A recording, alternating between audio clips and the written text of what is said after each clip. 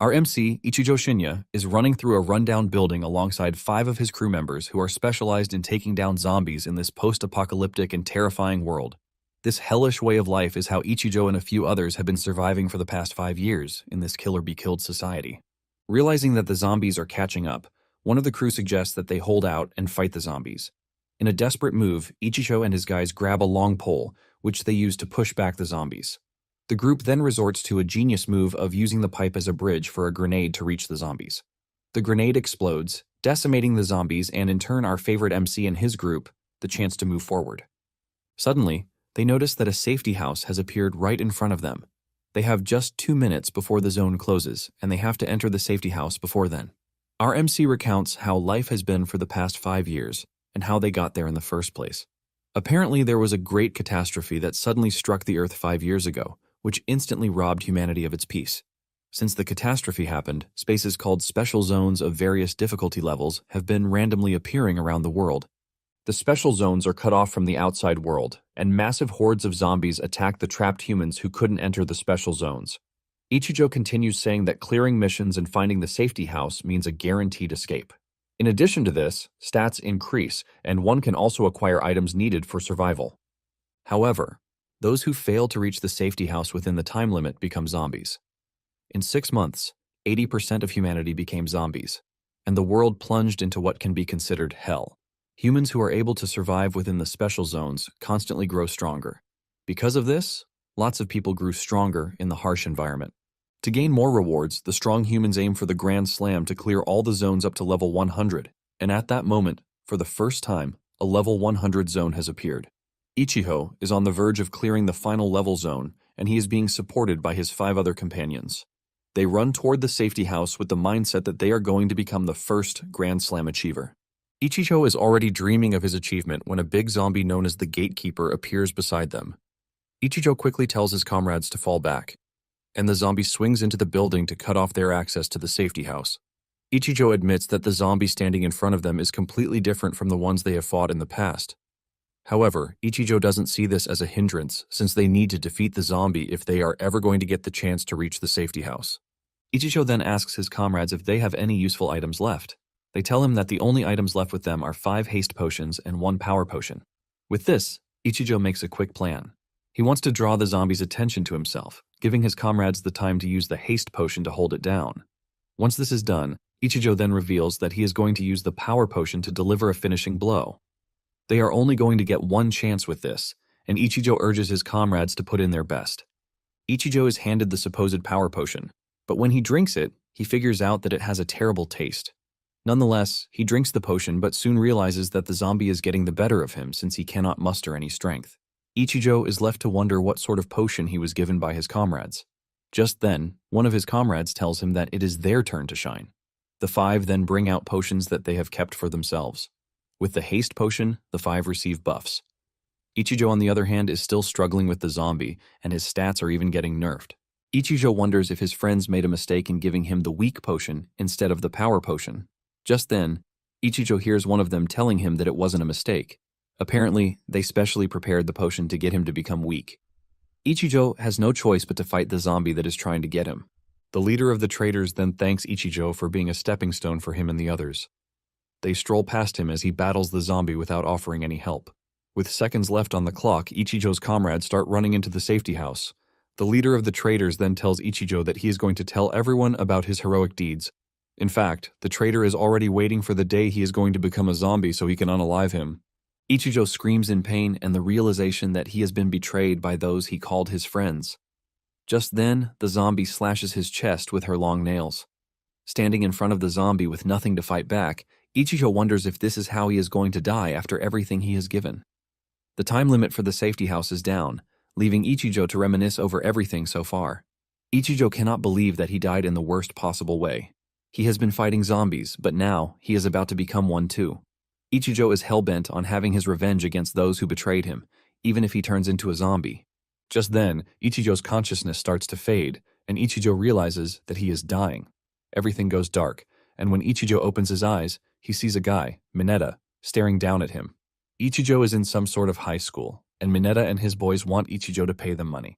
Ichijo, alongside a fatty, is being tormented by Mineta and his gang. Ichijo is able to figure out that he is currently on the rooftop where he was usually bullied when he was in high school. Initially, Ichijo doesn't understand what is happening. The fatty, trying to avoid getting beaten up, throws Ichijo under the boss, telling the bullies where Ichijo usually keeps his money. Looking at all the factors, Ichijo is able to figure out that he has somehow returned to before the Great Catastrophe. Curious about his surroundings, Ichijo asks Mineta for the date. Mineta cannot believe that Ichijo has the guts to ask him questions. Mineta then tells Ichijo to bring out his money quickly, but the next thing Mineta sees is a punch hitting his face so hard that he is thrown to the floor. His minions are shocked, and they all shout his name in unison. Even the students who are watching cannot believe that Ichijo just hit Mineta. Ichijo, looking all scary, tells the bullies that he hates repeating himself. Apparently, Ichijo crossed back to the past with his powers, and because of this, Ichijo is confident that he is not going to end up being a loser. Talking of Mineta, he is a third-year high school student who is basically a bully. He steals money from students under the guise of protecting them, and the teachers cannot say anything to this because Mineta has the mafia backing him. In his past life, Ichijo was the most bullied since he lost his mother early on in life, and he had no choice but to work part-time jobs to earn a living. This made him a perfect target for Mineta and his goons. Even when Ichijo gave them everything he had, they still came back for more and more. Everyone else feels safe as long as Ichijo is the one getting picked on. However, now that he is back in his previous life with his power, Ichijo knows everything is going to be different. The students watching cannot believe that Ichijo just hit Mineta, and they all conclude that Ichijo is dead meat already. Out of rage, Mineta's gang members rush toward Ichijo, but the first guy also gets a taste of what Mineta had. During the zombie apocalypse, Ichijo was training every day just so he could survive, and he spent countless nights without sleep. He almost died those times, but he managed to survive against all odds. And now, a bunch of high school bullies are trying to get on his nerves.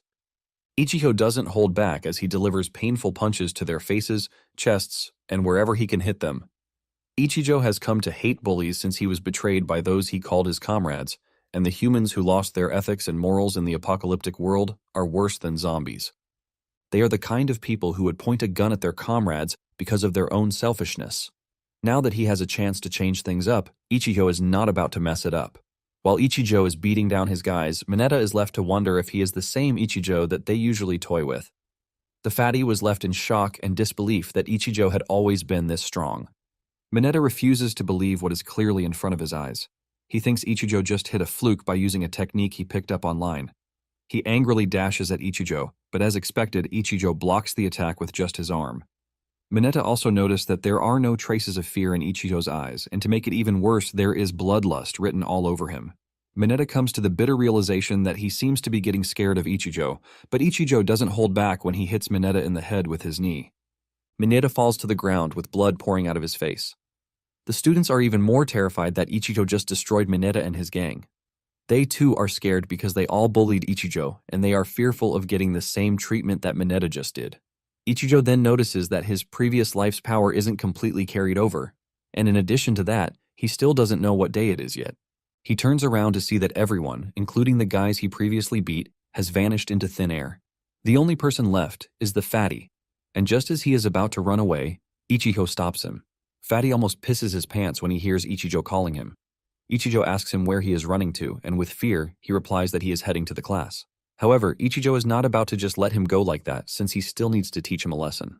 After beating Fatty up, Ichijo learns that he has come back to the 20th of April, 2024. In just 1 month, special zones will appear, and this will be the start of the apocalypse. Ichijo has accessed his power, and he realizes that he only crossed over with about 30% of his power. Knowing what is about to happen in a month, Ichijo figures out that survival supplies are very important. Ichijo then tries opening his inventory, and it actually works. Ichijo is glad that his inventory crossed over with him, but all the items he has over there are gone. His inventory level was also level 50, but now it has become level 1. At the beginning of the apocalypse, special zones appeared around the world, making functions in society abruptly come to an end. Humanity with nothing to protect them was plunged into the depths of terror, and surviving became the greatest challenge for humanity. Because of the chaos, conflicts erupted over resources. Humans without morals didn't hold back from hurting the weak among them. And since there is no regularity to zone appearances, supplies can't be stored in fixed locations. Because of this, everyone possessed level 1 inventories. Acquired supplies could then be stored in the inventories, and anything can be stored inside except humans, since time doesn't exist inside the inventory, making it hard to preserve living things. There are advanced inventories that can store more supplies, and with this, humanity's survival rate was increased. In his previous life, Ichijo desperately expanded his inventory till it became as large as a basketball court. Now that he has crossed over, the inventory has dropped to level 1. But Ichijo believes that it is still sufficient for him. Since he needs to expand his inventory and secure sufficient supplies, he needs money and a large amount of money for that. With everything he knows from his past life, Ichijo knows that he can grow at an exceptional rate. And in the end, Ichijo still has his eyes on his comrades who betrayed him. His quest for vengeance against them is also top of his list. Meanwhile, Mineta's gang brother, Hatano, and his gang are conducting their daily business when Mineta comes back all bloodied. Hatano hears that his brother failed to collect the daily fees, and this gets him mad. Before Mineta can say anything, he gets hit in the face. He almost falls to the ground, but he is caught by one of the gang members. Hatano is mad that his brother came back empty-handed and he plans to punish him for that. He collects a baseball bat ready to hit his brother, but Mineta quickly speaks up, telling him that all of his comrades were beaten up by just one person. Hatano hears this, and he orders Mineta to bring Ichijo to him after school. Mineta realizes that his big brother is so pissed off already, and seeing this, he concludes that Ichijo is dead meat. With what Ichijo remembers, Hatano is the one backing Mineta. Hatano was a former professional baseball player, and he was a slugger who mass-produced home runs with his incredible swing speed. However, he had a bad temperament and repeatedly used violence against his teammates who made mistakes. He became a tyrant, and eventually, he was expelled from the team after beating a teammate with a bat. Because of this, his career as a baseball player ended, and he became a person of the underworld. Ichijo is heading out after school when the fatty runs over to stop him. He asks him where he is going, and Ichijo points out that since classes are over, he is going home, which should be pretty obvious to his dull brain. Fatty tells Ichijo that Mineta and his gang are probably waiting for him at the school gate, and if he tries stepping out, he is going to be unalived. Just as the fatty said, Mineta and a bunch of thugs are waiting for Ichijo at the gate. The fatty tries to affiliate himself with Ichijo, asking him what they should do since the thugs have spotted them already. Ichijo just ignores everything the fatty is saying, telling him that he needs to go home. The fatty is scared for Ichijo's life, and he mentions that the thugs with Mineta are not as soft as him. Since zones will appear in a month, Ichijo has a lot on his plate to do before then. He gets to the gate, and as expected, Ichijo is stopped by the goons. They suggest that he respectfully follow them to avoid getting embarrassed. Since Ichijo knows that he can't do things alone, he needs the forces behind Mineta. Without lifting a finger, Ichijo enters the car with the thugs, and together, they drive off. They soon arrive at their hideout, where Hatano is waiting for them. The thugs tell Hatano that Ichijo came quietly without causing them issues. Unknown to them, Ichijo has plans for them, and this is why he punched Mineta. Ichijo stands in front of the scary Hatano, but he shows no sign of fear. Hatano even notices that Ichijo is pretty calm, but Mineta believes that Ichijo is scared. Mineta then suggests that Ichijo get on his knees and ask for forgiveness. He lets him know that this is the only way he gets to go home. One of the thugs comes closer, telling Ichijo that he needs to prepare a huge amount of money, but before he can finish the trash, he wants to say, Ichijo punches him in the face. This immediately forces the others to respond. One thug comes swinging his baseball bat at Ichijo, but he easily dodges it and kicks him in the stomach. Suddenly, Ichijo is grabbed from behind by a big guy. He holds Ichijo down, waiting for his goons to teach him a lesson, but Ichijo uses his leg to raise the bat in front of him, and he hits the big guy with it. He is able to free himself before the other thugs reach him. He blocks an incoming attack and then counters with a punch to the face. One of the thugs manages to land a hit on Ichijo, but just as they are about to start celebrating, they realize that the bat hit Ichijo's bag and not him. Blocking the attack at close range shocks the goons more.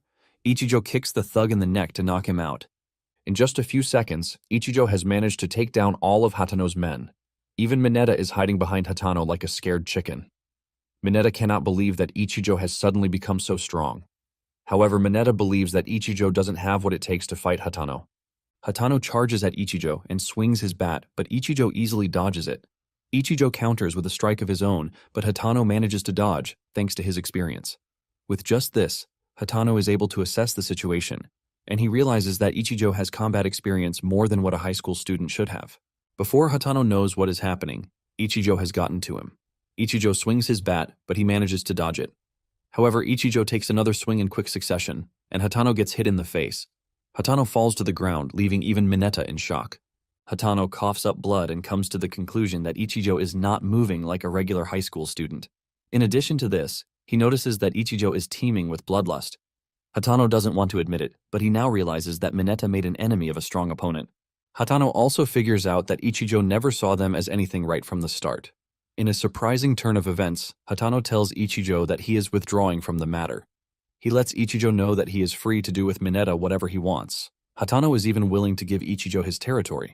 Ichijo then scares Hatano when he tells him that he is interested in him, not stupid Mineta. Later that night, Hatano is seen at a club, talking to one of his underworld subordinates, Hiroguri. Hatano wants Hiroguri to help him take down Ichijo. Hiroguri considers it an easy job, but for it, he wants a third of the earnings coming from Hatano's territory. Hatano is shocked at the ridiculous offer that Hiroguri is making. But Hiroguri doesn't care because Hatano is the one who needs his help. Hatano then remembers Ichijo telling him earlier that he is going to move him up, but he still doesn't know what Ichijo means by this. Even though he is baffled by what Ichijo says, Hatano is not ready to just let him live. Hatano is desperate enough to accept Hiroguri's deal, and he suggests that they conduct the operation that night. However, Hiroguri doesn't think Hatano has to rush. They are in the middle of this conversation when they hear one of the security guys yelling at someone to back away. Just as expected, it is none other than Ichijo. Hatano is shocked to see Ichijo, and he wonders how he found the place. Ichijo then turns things on their head when he declares that he came to the lounge on Hatano's orders. Before coming to the lounge, Ichijo had already assessed his body in his room during a training exercise, and he realized that his current body was still weak. He knows that he needs to build his body up if he is going to avenge what his comrades did to him.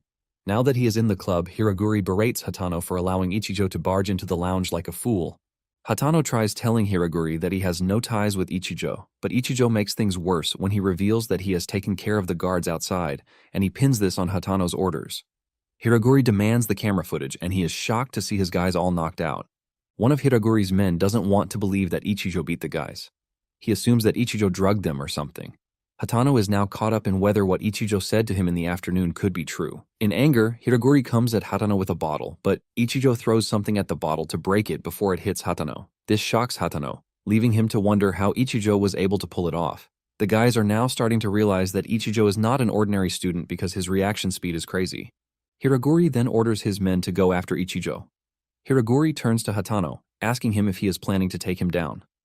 Hiroguri reminds Hatano that the organization has a rule of not touching their own, but since Hatano is the first to break it, he doesn't care. Hatano tries telling Hiroguri that everything that is happening is a misunderstanding, and he has no part in it. Just then, one of Hiroguri's men holds Hatano from behind. Hatano tells Hiroguri that he doesn't know how Ichijo found the lounge. He adds that Ichijo was the one he wanted Hiroguri to help him take care of. Hiroguri then tells Hatano that he really doesn't care about Ichijo. His eyes are on Hatano because everything that Hatano has will become his once he is able to terminate him. Realizing that Hiroguri is not ready to hear him out, Hatano decides to fight back. He grabs the guy holding him down and smashes him to the ground while making it known that he has no intention of dying in the lounge. Hatano plans to escape since everything has turned out pretty badly. However, he still doesn't know what Ichijo's game plan is.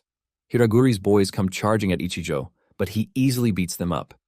Even Hiroguri is shocked when he sees Ichijo taking down 2 people in just a second. He is forced to question his take on Ichijo. Hiroguri is not ready to take any chances and tells everyone in the lounge to go after Ichijo. Just as instructed, they all come rushing at Ichijo, but Ichijo is just too fast and swift for them. He delivers punches and kicks to their vital body parts before they can even react. At some point, they manage to hold him down, but when another guy comes rushing at him with a pole, Ichijo kicks a knocked-out thug at the attacker to throw him off balance. The attacker ends up hitting his comrade on the head with his weapon. Ichijo then uses force to step on the thug holding him from behind, and that one screams out in pain. Ichijo then finishes him off with an elbow to the face.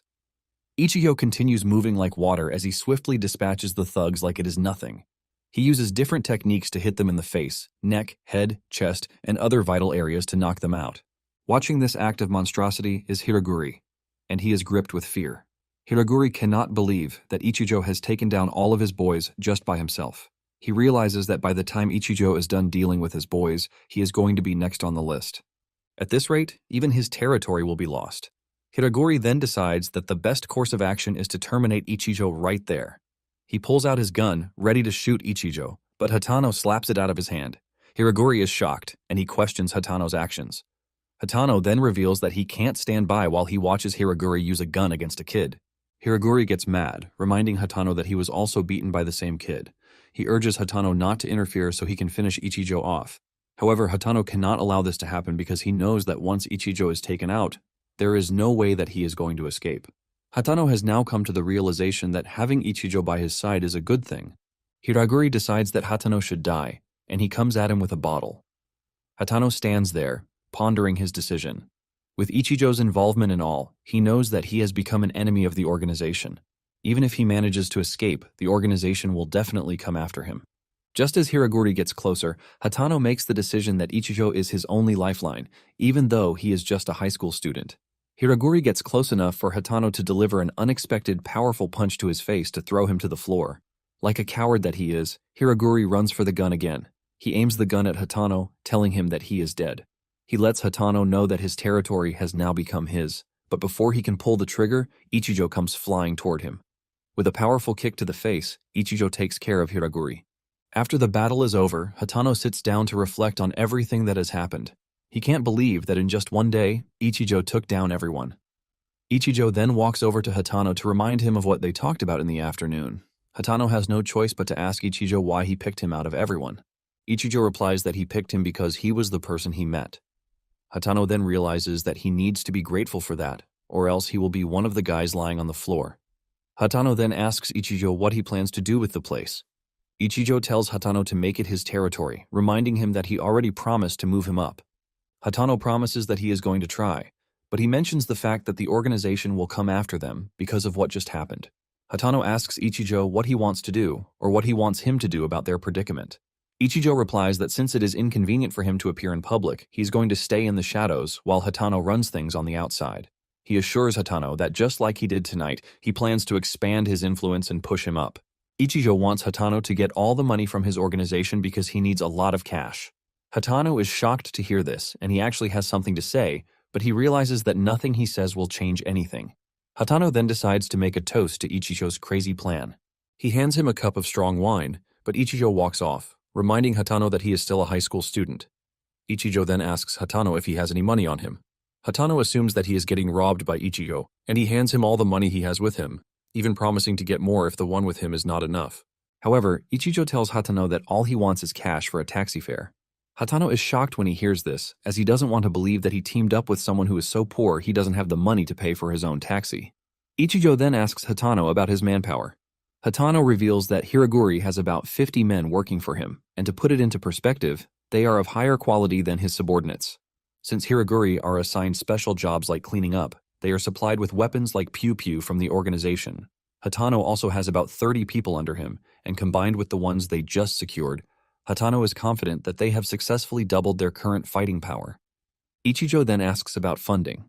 Hatano reveals that he and Hiraguri are close when it comes to funding because low-ranking guys like them don't get much money. They are basically pawns to raise money for those who are above them.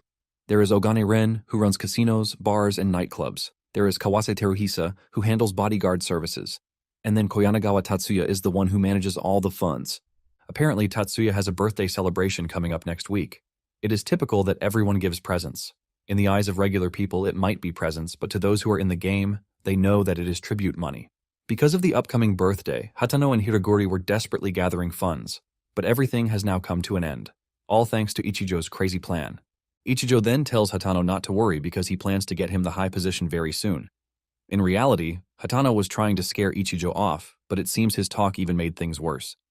Hatano then suggests that they exchange contact information, but Ichijo lets him know that he doesn't have a cell phone. Hatano cannot believe that Ichijo is so poor that he doesn't have a cell phone.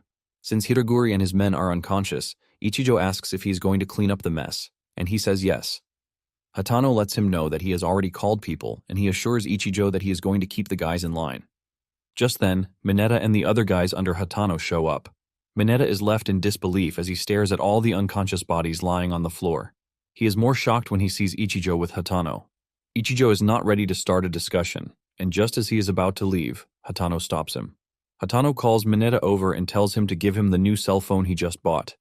Hatano then hands the phone over to Ichijo, telling him that all the contact information he needs is in there. Ichijo initially rejects the phone, but Hatano insists. Hatano then tries to act all cool by hugging Ichijo, but Ichijo doesn't move like that, and he slaps his arm off. Ichijo tells Hatano not to overthink things and just follow his instructions. Ichijo then starts to walk away. Hatano is forced to ask Mineta if Ichijo is truly his classmate. Mineta confesses that up until that day, Ichijo was a wimp. Hatano then tells Mineta that Ichijo took down all of Hiroguri's men by himself. Mineta is left in disbelief when he hears this. Hatano noticed the killing intent from Ichijo before he left, and Hatano understands this because Ichijo doesn't trust him yet. As Ichijo walks in the street, he thinks about Hatano addressing him as his comrades. Ichijo believes that he doesn't need comrades because he is on a lone mission. He has just one goal, and this is revenge. Just then, he sees a video of Ijuin Nozomi playing on the billboards. Nozomi was one of the guys who betrayed him. Nozomi's father is the president of a large company. In Ichigo's previous life, right after the catastrophe, Nozomi's company was the first to analyze survival rules. Using their subordinates to gather materials, they were able to upgrade their inventories. The group prepared massive inventories, and they hoarded large quantities of supplies. In the harsh world where everyone was trying to survive, the company's actions became extreme. The company didn't care about the well-being of others, and they remained above ordinary people. Ichijo knows that even though he is reborn, he still doesn't have what it takes to make contact with them, let alone get his revenge. Ichijo concludes that he needs loads of money for the apocalypse and also to get his revenge. He also wants to find opposing forces and weaken them before the apocalypse. Ichijo promises to return the pain Nozomi gave him tenfold. Ichijo stands at the entrance of the bus and loses himself in thought until another passenger calls his attention. Ichijo turns back to look at the lady, and what he sees is a zombie staring at him. Subconsciously, he reacts to this and leaps backward. He wonders why there is a zombie when the great catastrophe has not yet begun. However, taking a closer look, Ichijo realizes that the lady and everyone else in the area are normal people, just going about their daily lives. Ichijo believes that he just hallucinated, but then he hears a strange voice in his head. This was the same voice he heard when he was reborn. Ichijo then looks up to see a special zone above him. This contributes to his fear because the catastrophe has not begun, but he is seeing things like it already has. He then notices that no one else is reacting to the special zone, which means he is the only one seeing it. Just then, he hears the voice again, and he realizes that the voice is guiding him to the zone. He wonders if he should go or not. After a brief moment of thought, he dashes toward the zone without minding the traffic. He gets to the entrance of the zone and it dawns on Ichijo that he will be the only one who can enter a month early.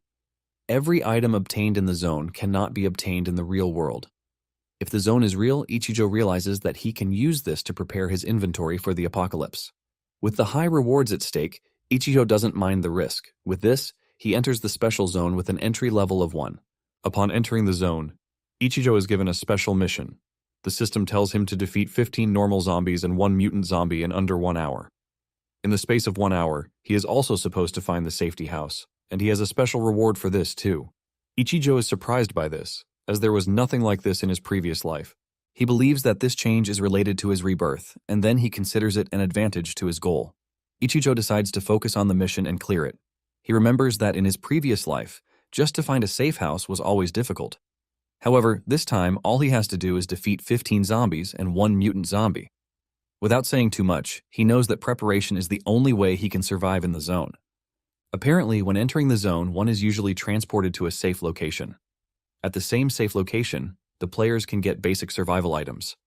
Players can only get fundamental items like an axe and a first aid box. Any other important items must be gathered in the zone. Ichijo plans to take everything of importance from the safe location, and even if he doesn't use them during the mission, he can always use them later since they are kept in his inventory. Ichijo narrates that the most important things aren't survival items, but magic ore and crystal stones obtained at the safety house. These magic ores can then be combined with money to expand inventory. Magic ore quality is also divided into 4 ranks. The higher the zone level, the higher the probability of obtaining high-quality magic ore. Therefore, higher quality magic ore is more effective for inventory expansion. In addition to this, the special elements contained in crystal stones through late apocalypse development are used as materials for various potions. They are indispensable for humanity's survival within zones. To put it simply, both of these items can be said to be talismans for surviving the apocalyptic world. Ichijo knows that once he steps away from the safe location, the mission begins. Ichijo is hoping to get a month's worth of resources ahead of time. Ichijo then goes past the starting point and reveals that there is no going back again. Ichijo is aware that the mission requires 3 things, and the most important element among them is time. Ichijo carried over some of the power from his previous life, but he still considers his body to be pretty weak. Ichijo admits that even though he has been thrown into a beginner-level zone, he still needs to be careful because taking down 16 zombies, including a mutant zombie, is no easy task. Ichijo is thinking of getting the location of the safety house when a zombie appears beside him. Ichijo almost gets caught in the zombie's attack as it breaks out from the glass beside him. Ichijo realizes how close he was to becoming zombie food because just one more step ahead and the zombie would have caught him. Even though the zombie is a beginner-level zombie, it is still far stronger than humans, and once a person is bitten, they have to escape to the safety house for treatment, or else they will become a zombie. The zombie charges at Ichijo, and he admits that the enemy is formidable since they never lose track of their target once they are locked on. In addition, their movements cannot be stopped by regular movements. However, the zombies have just one weakness, and this is their head. Thanks to Ichijo's experience, he is able to evade the zombie's attacks and then relieves it of his head. With this, he has defeated one zombie and he has 56 minutes left to finish the mission. Ichijo continues moving forward with the belief that safety houses are always in the opposite direction of the starting point. Ichijo also knows that he needs to be careful since he is the only one in the zone and there is no one to help him. He wants to conserve his energy and avoid facing multiple zombies at once so he can save his strength for the final mutant zombie. Ichijo has not finished coming to this conclusion when he spots a mutant zombie staring at him from below the stairs. The mutant zombie looking at Ichijo is Gashin, and it is a level 10 zombie with enhanced arms and superior power. Ichijo questions everything he knows because he cannot believe that a mutant zombie is appearing so early in the game. Before he knows what is happening, the zombie reaches him. The zombie punches him, but he manages to block the hit, but it still sends him flying backward.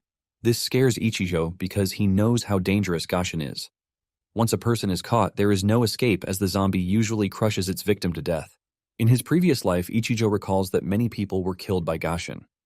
Ichijo admits that there is almost no chance of defeating Gashin in a head-on fight. The zombie almost catches him, but he manages to make a quick evasion and he rolls away. He realizes that the location is also a bad spot to engage Gashin. Because of this, he runs down the stairs to try and find a suitable place where he can take on Gashin. Thanks to what he knows from his past life, Ichijo wants to use the knowledge to his advantage and lure Gashin to where he would have the advantage. Just then, Ichijo runs into normal zombies. He's being chased by Gashin while he has normal zombies in front of him too. Ichijo realizes that he is surrounded, but refuses to die in such a place.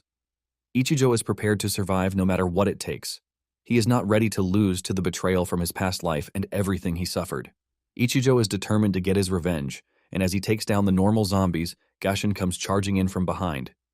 However, Ichijo manages to evade, and he gets behind Gashin. He then launches an attack from behind, aiming to finish Gashin off once and for all. Before Ichijo can reach Gashin, he is able to react to the attack, and Ichijo only manages to leave a cut on the zombie's arm rather than the head he was aiming for. Ichijo is not glad that he just missed his chance to defeat Gashin because, in his current state, attacking Gashin's arms will not do him much good. Ichijo finally comes to the realization that he is in a deeper mess than he thought. Just then, he notices that the safety house is on the first floor. Ichijo plans to get closer to the safety house just in case things go wrong. Gashin comes charging at him, but at the last moment, Ichijo dodges, and the big guy falls off. Ichijo is about to heave a sigh of relief when he realizes that the big guy is holding onto the side of the pavement. Gashin starts climbing back up, and Ichijo makes a run for it because of how persistent the big guy is. Walking down the stairs, Ichijo runs into another group of zombies. Since he is trapped, he has no choice but to fight the zombies. He grabs one of the zombies and throws it at its comrades. Once they are back to the wall, Ichijo kicks them really hard to make them stay in one place. With a powerful swing from his axe, he takes down their heads in one go. Just before he can get the chance to breathe, Gashin throws something at him. Fortunately, he is able to dodge the incoming attack. He then makes a quick evasive turn to confuse Gashin. Ichijo hides behind a bus to attend to his injuries, while Gashin is desperately searching for him. As he wraps bandages on his hands, he comes to the bitter realization that having an axe and just bandages cannot help him complete his mission. In addition to this, Ichijo cannot afford to make any mistakes, as this is the starting point of his revenge and the most important step. Ichijo then decides to head to the safety house so he can get away from the dangerous Gashin. Before he can make his move, he realizes that he has been spotted. Gashin picks up a bus and throws it at where Ichijo is hiding. Ichijo realizes how messed up his situation is. However, he manages to dodge the bus's impact at the last minute. He then leaps out from where he is hiding to launch a surprise attack on Gashin. Ichijo has one thing in mind, and this is Gashin's already injured arm. He manages to land the hit and he cuts off Gashin's right arm completely. With the situation of things, Ichijo knows that he has no choice but to chip away Gashin's combat ability bit by bit if he is ever going to get a chance to clear the mission. Once he has taken Gashin's right arm out of commission, he leaps away from him. Ichijo might have succeeded with his plan, but he knows the durability of the axe he is holding has drastically reduced. To make things worse, zombies usually enter a rampage state whenever they are on the brink of death. Because of this, their aggressiveness doubles. Now that Gashin has lost one of his arms, he is charging at Ichijo like a crazy fellow. He aims to finish Ichijo off, but at the same time, Ichijo is thinking of how he can cut off Gashin's other arm so that he can level the playing field. Gashin swings a punch at Ichijo, which he blocks with the axe, leaving a cut on Gashin's left hand. However, before he realizes what is happening, Gashin kicks him in the chest with his fat leg. Ichijo immediately loses balance, and before he can even react to what is happening, Gashin steps on his right arm, crushing it. Ichijo screams in pain as he wonders if the hit he got on Gashin didn't make a difference. Ichijo is now at the mercy of Gashin as he can no longer move his body. Ichijo is now worried about not getting bitten because once he does, he will become a zombie. Ichijo realizes that if this happens, it would not make things different from what happened in his previous life. Ichijo is thrown into a state of confusion. He cannot understand what it is that he did wrong. He so desperately wants to live, but things don't seem to go his way. Just then, he hears the usual voice again. This time the words from the voice are clearer, and he can hear the voice telling him to get his revenge. Suddenly, Ichijo realizes that his wounds are healing. He gets the energy to dash away from Gashin. Ichijo suddenly wonders what is happening. He was infected by the zombie virus, but he is not turning into a zombie, and it is even the opposite. His wounds are getting healed, and he wonders if everything happening is related to the mysterious voice in his head. He figures out that the voice is coming from inside his head, and it seems he also recognizes the voice. Gashin is not done with Ichijo yet as he dashes toward him in rage. However, Ichijo dodges Gashin's attack and then realizes that the voice he has been hearing in his head is that of the level 10 zombie he encountered in his previous life, the zombie called Tail. Tail was the zombie that defeated Ichijo in his last moments. It then dawns on him that he was supposed to turn into a zombie after being defeated by Tail, but somehow he found himself in the past. This is when he realizes that Tail is also with him in this world, which is why he can hear her voice. Apparently, he is merged with Tail, as this is the only possibility he can come up with. Tail must have merged with him before the zone disappeared and then came back to this past with him, which also explains why he could see the zones before the catastrophe happened. Ichijo is immune to the zombie virus, and he also possesses zombie healing abilities, all thanks to Tail. Putting together all of these, Ichijo doesn't think he can still be considered a human. While thinking about all of this, Ichijo is still battling it out with the rampaged Gashin. Ichijo considers everything that has happened an irony because he is now surviving all thanks to zombie power. These are creatures that he considered to be his nemesis, but their power is now what is keeping him alive. However, Ichijo doesn't care even if he gives up his body as long as he gets the chance to get his revenge.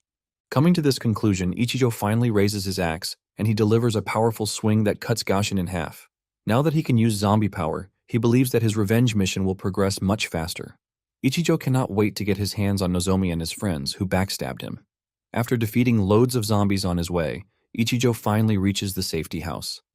He enters the safety house where the spoils of war are waiting for him. He opens the box in front of him and finds a beginner's magic ore in it. Since the reward for the mission is 5 times higher, he finds more magic ores in the box. The zones might have appeared earlier than he expected, but he knows that the items he gets inside can be used the same way as in his previous life. Since he has a level 1 inventory, he thinks of upgrading it using magic ores, which will make it a level 3 inventory. He then opens his inventory, and he uses the magic ores to expand his inventory. After he is done with this, he exits the zone. He is glad that magic ores can be used. With this, he knows that the next few months will be quite important. He also figures out that he is not getting just 5 times the rewards, but his stats are also increasing exponentially. However, Ichijo needs a way to confirm that the crystal stone with him is effective. Since crystal stones contain zombie virus, they can be processed to make various potions. Ichijo doesn't know much about this because if the process is handled in the wrong way, it can turn humans into zombies. Standing in the alley, he sees a drunk man disturbing a lady. He wants to have a good time with the lady, but he refuses him. Just then, a crazy idea comes to Ichijo's head, and he plans to carry it out. He walks past the drunk man and shrugs him off with his body. The intoxicated fellow turns his attention to Ichijo, telling him to watch where he is going. But little does he know that he has bigger problems than that. This little act of Ichijo also gives the girl the chance to run away. The drunk man is not happy with the way things turned out, and he decides to have another drink to console himself. He then realizes that the alcohol tastes somewhat strange.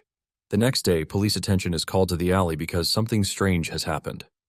The police closed off the scene from the public, leaving people to guess what might be wrong. Some just speculate that someone died in the alley, and the corpse appears to be strange. Two forensic scientists, a man and a woman, soon arrive on the scene to check on the body. The lead scientist demands to see the body, and a police officer leads him to the alley where the body is. This is the first time they will see something as strange as this. Staring at the corpse, they see a bloated fellow with boils all over him. The lady scientist sees the body, and with her reaction, it seems she might know what is going on or have a faint idea. After getting a good look at the body, the lead scientists tell the police to regard the case as wine poisoning. However, the female scientist, Etsuoka, decides to take a better look. She touches the body to get a feel of what is wrong. She touches blood on the victim's body and then proceeds to talk to her boss. She believes that they should look more into the case. She wants them to collect blood samples and run tests on them, but her boss arrogantly tells her that their work is done. Etsuoka tries telling her boss that what she saw is not ordinary blood, but the man subtly reminds her that she is still in training. The lead scientist urges Etsuoka to follow his instructions if she wants a good evaluation for her graduation practicum. The lead scientist then makes his way out of there while Etsuoka still tries to call his attention to everything wrong with the body. Etsuoka walks past Ichijo while telling her boss this. Ichijo hears this, and in a revelation, it turns out that Ichijo was the one responsible for what happened. He wanted to confirm whether humans can become zombies from the zombie virus before the catastrophe. With the results he has gotten, he believes that zombification doesn't occur before the apocalyptic world arrives. In addition to this, Ichijo wants to get Etsuoka on his side before all hell breaks loose. In Ichijo's previous life, Etsuoka was an excellent pharmacist. She created potions using crystal stones from within the zones. She succeeded in minimizing the side effects of the zombie virus to the maximum extent. Even those who are considered the strongest needed her potions to survive, and this was all made possible because of her curiosity. However, Etsuoka's curiosity became her downfall when she used herself as a test subject, leading to her death. Ichijo knows that he can increase his combat ability both in reality and in zones if he can get Etsuoka to make potions for him. Ichijo is determined to make Etsuoka his comrade in this life. After Etsuoka realizes that her boss is not ready to hear what she has to say, she decides to conduct an investigation all by herself. Just then, Ichijo approaches her, and when she asks him who he is, he lets her know that he is the person of interest that she is looking for. Ichijo suggests that they talk somewhere private. Meanwhile, Hatano got a call from Mineta about cleaning up a space. Mineta follows Hatano to help him, even though they have no idea what Ichijo is all about. Moments later, Ichijo and Etsuoka arrive at the building. Ichijo asks Hatano about the progress of what he asked him to do. Hatano then replies that he has made arrangements. Apparently, Ichijo sent Hatano to help him clean up a used laboratory. Even Hatano didn't know a laboratory existed in the place, and when he asks Ichijo how he found out, Ichijo simply answers that he did through word of mouth. Etsuoka enters the room, and to her amazement, she is staring at a laboratory. Hatano lets her know that the cleaning is done, but he doesn't know if the machines are still working. Excitedly, Etsuoka rushes in to check out the machines. Ichijo was able to locate this place because it was Etsuoka's laboratory in a previous life. Ichijo then tells Hatano to give him and Etsuoka some privacy because he has things he needs to discuss with her. Hatano is shocked to hear this, but it raises his curiosity about Etsuoka even more. The fact that Ichijo goes as far as to prepare a laboratory for Etsuoka baffles Hatano. While checking out the machines, Ichijo tells Etsuoka that they need to discuss more important stuff. Ichijo then brings out the crystal core and he shows it to Etsuoka, telling her that the guy in the alley died because of the crystal core. Etsuoka rushes over to collect it, but Ichijo refuses.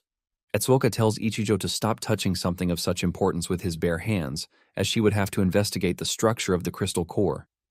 Just then, it dawns on Etsuoka that Ichijo has ulterior motives, which is why he brought her to the lab and even showed her the crystal core. Ichijo is impressed with the fact that Etsuoka is smart. He then hands her the crystal core, telling her to analyze it. She wonders why Ichijo picked her for the job when it is pretty obvious that her boss will do a better job. Apparently, Etsuoka is still a trainee.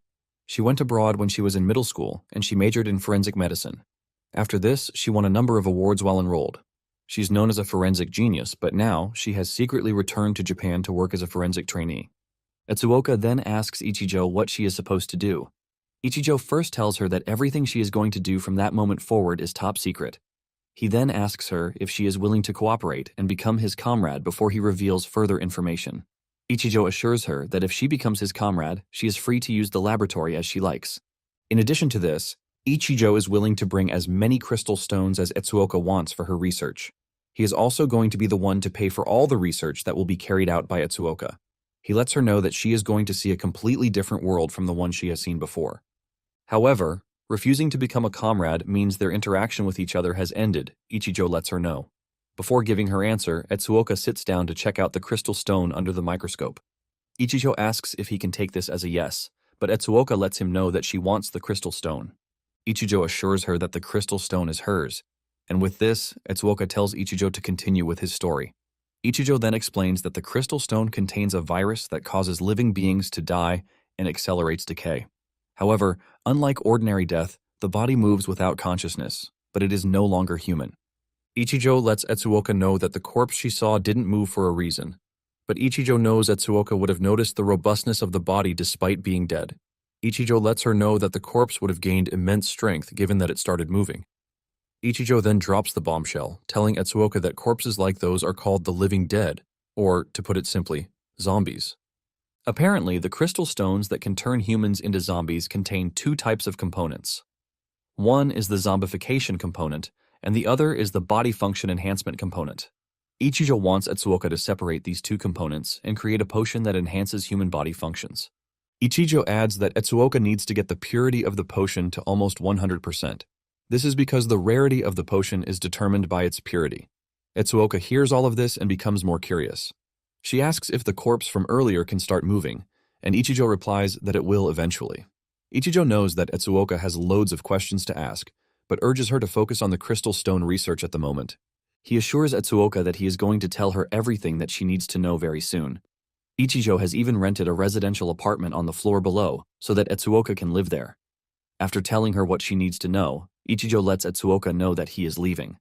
Before stepping out, Etsuoka asks him what his name is, and he tells her. Ichijo then tells Mineta to stay in the lab and assist Etsuoka with anything she needs. Hatano and Ichijo then step into the elevator to leave the building. Ichijo asks Hatano about Hiraguri, and Hatano assures Ichijo that everyone is following his orders. Now that Ichijo has confirmed that the zones are real, he has nothing to worry about when it comes to potions because he has Etsuoka working on that. What he currently needs is money and lots of it. Ichijo tells Hatano to prepare himself because they are on their way to see Ogani. Talking about Ogani-ren, he is someone who had unalived people when he was as young as 20 years old. He is someone who would do anything just to make sure he rises to the top. With his ruthless methods, he obtained his current position. He handles the entertainment business, and his main operations are casinos and nightclubs. Casinos are his main source of income because it is always bustling with customers. Due to the high number of customers coming to the casino, a large amount of money is always coming in. Everyone visiting the casino believes that they can become wealthy, but only a few have been able to actually achieve a victory in the casino. Those who believe that they can still win even after failing keep returning to the casino. The casino lends money to those who don't have money just so that they can gamble it all off and then drag them into a worse situation than what they were before. Ogani has a method of attaching exorbitant interest rates to the money he lent to people. Once they are unable to pay, he gets the chance to treat them whatever way he wants. He keeps some in his office and hits them with golf balls just to punish them. Some will even argue that they can't pay back the high interest on the money, but Ogani always refers them to the agreement they made when borrowing the money. Ogani even resorts to using their families against them. Ogane then cuts off his victims' fingers and sends them to their families. He usually increases the fee while demanding that the family exchange someone for a hostage.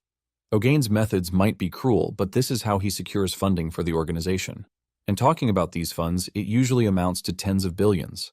After Ogane is done dealing with one of his debtors, he learns that Hatano and his group want to see him. He tells his assistant to let them in, but even before he can deliver the message, Hatano and his guys barge into the room.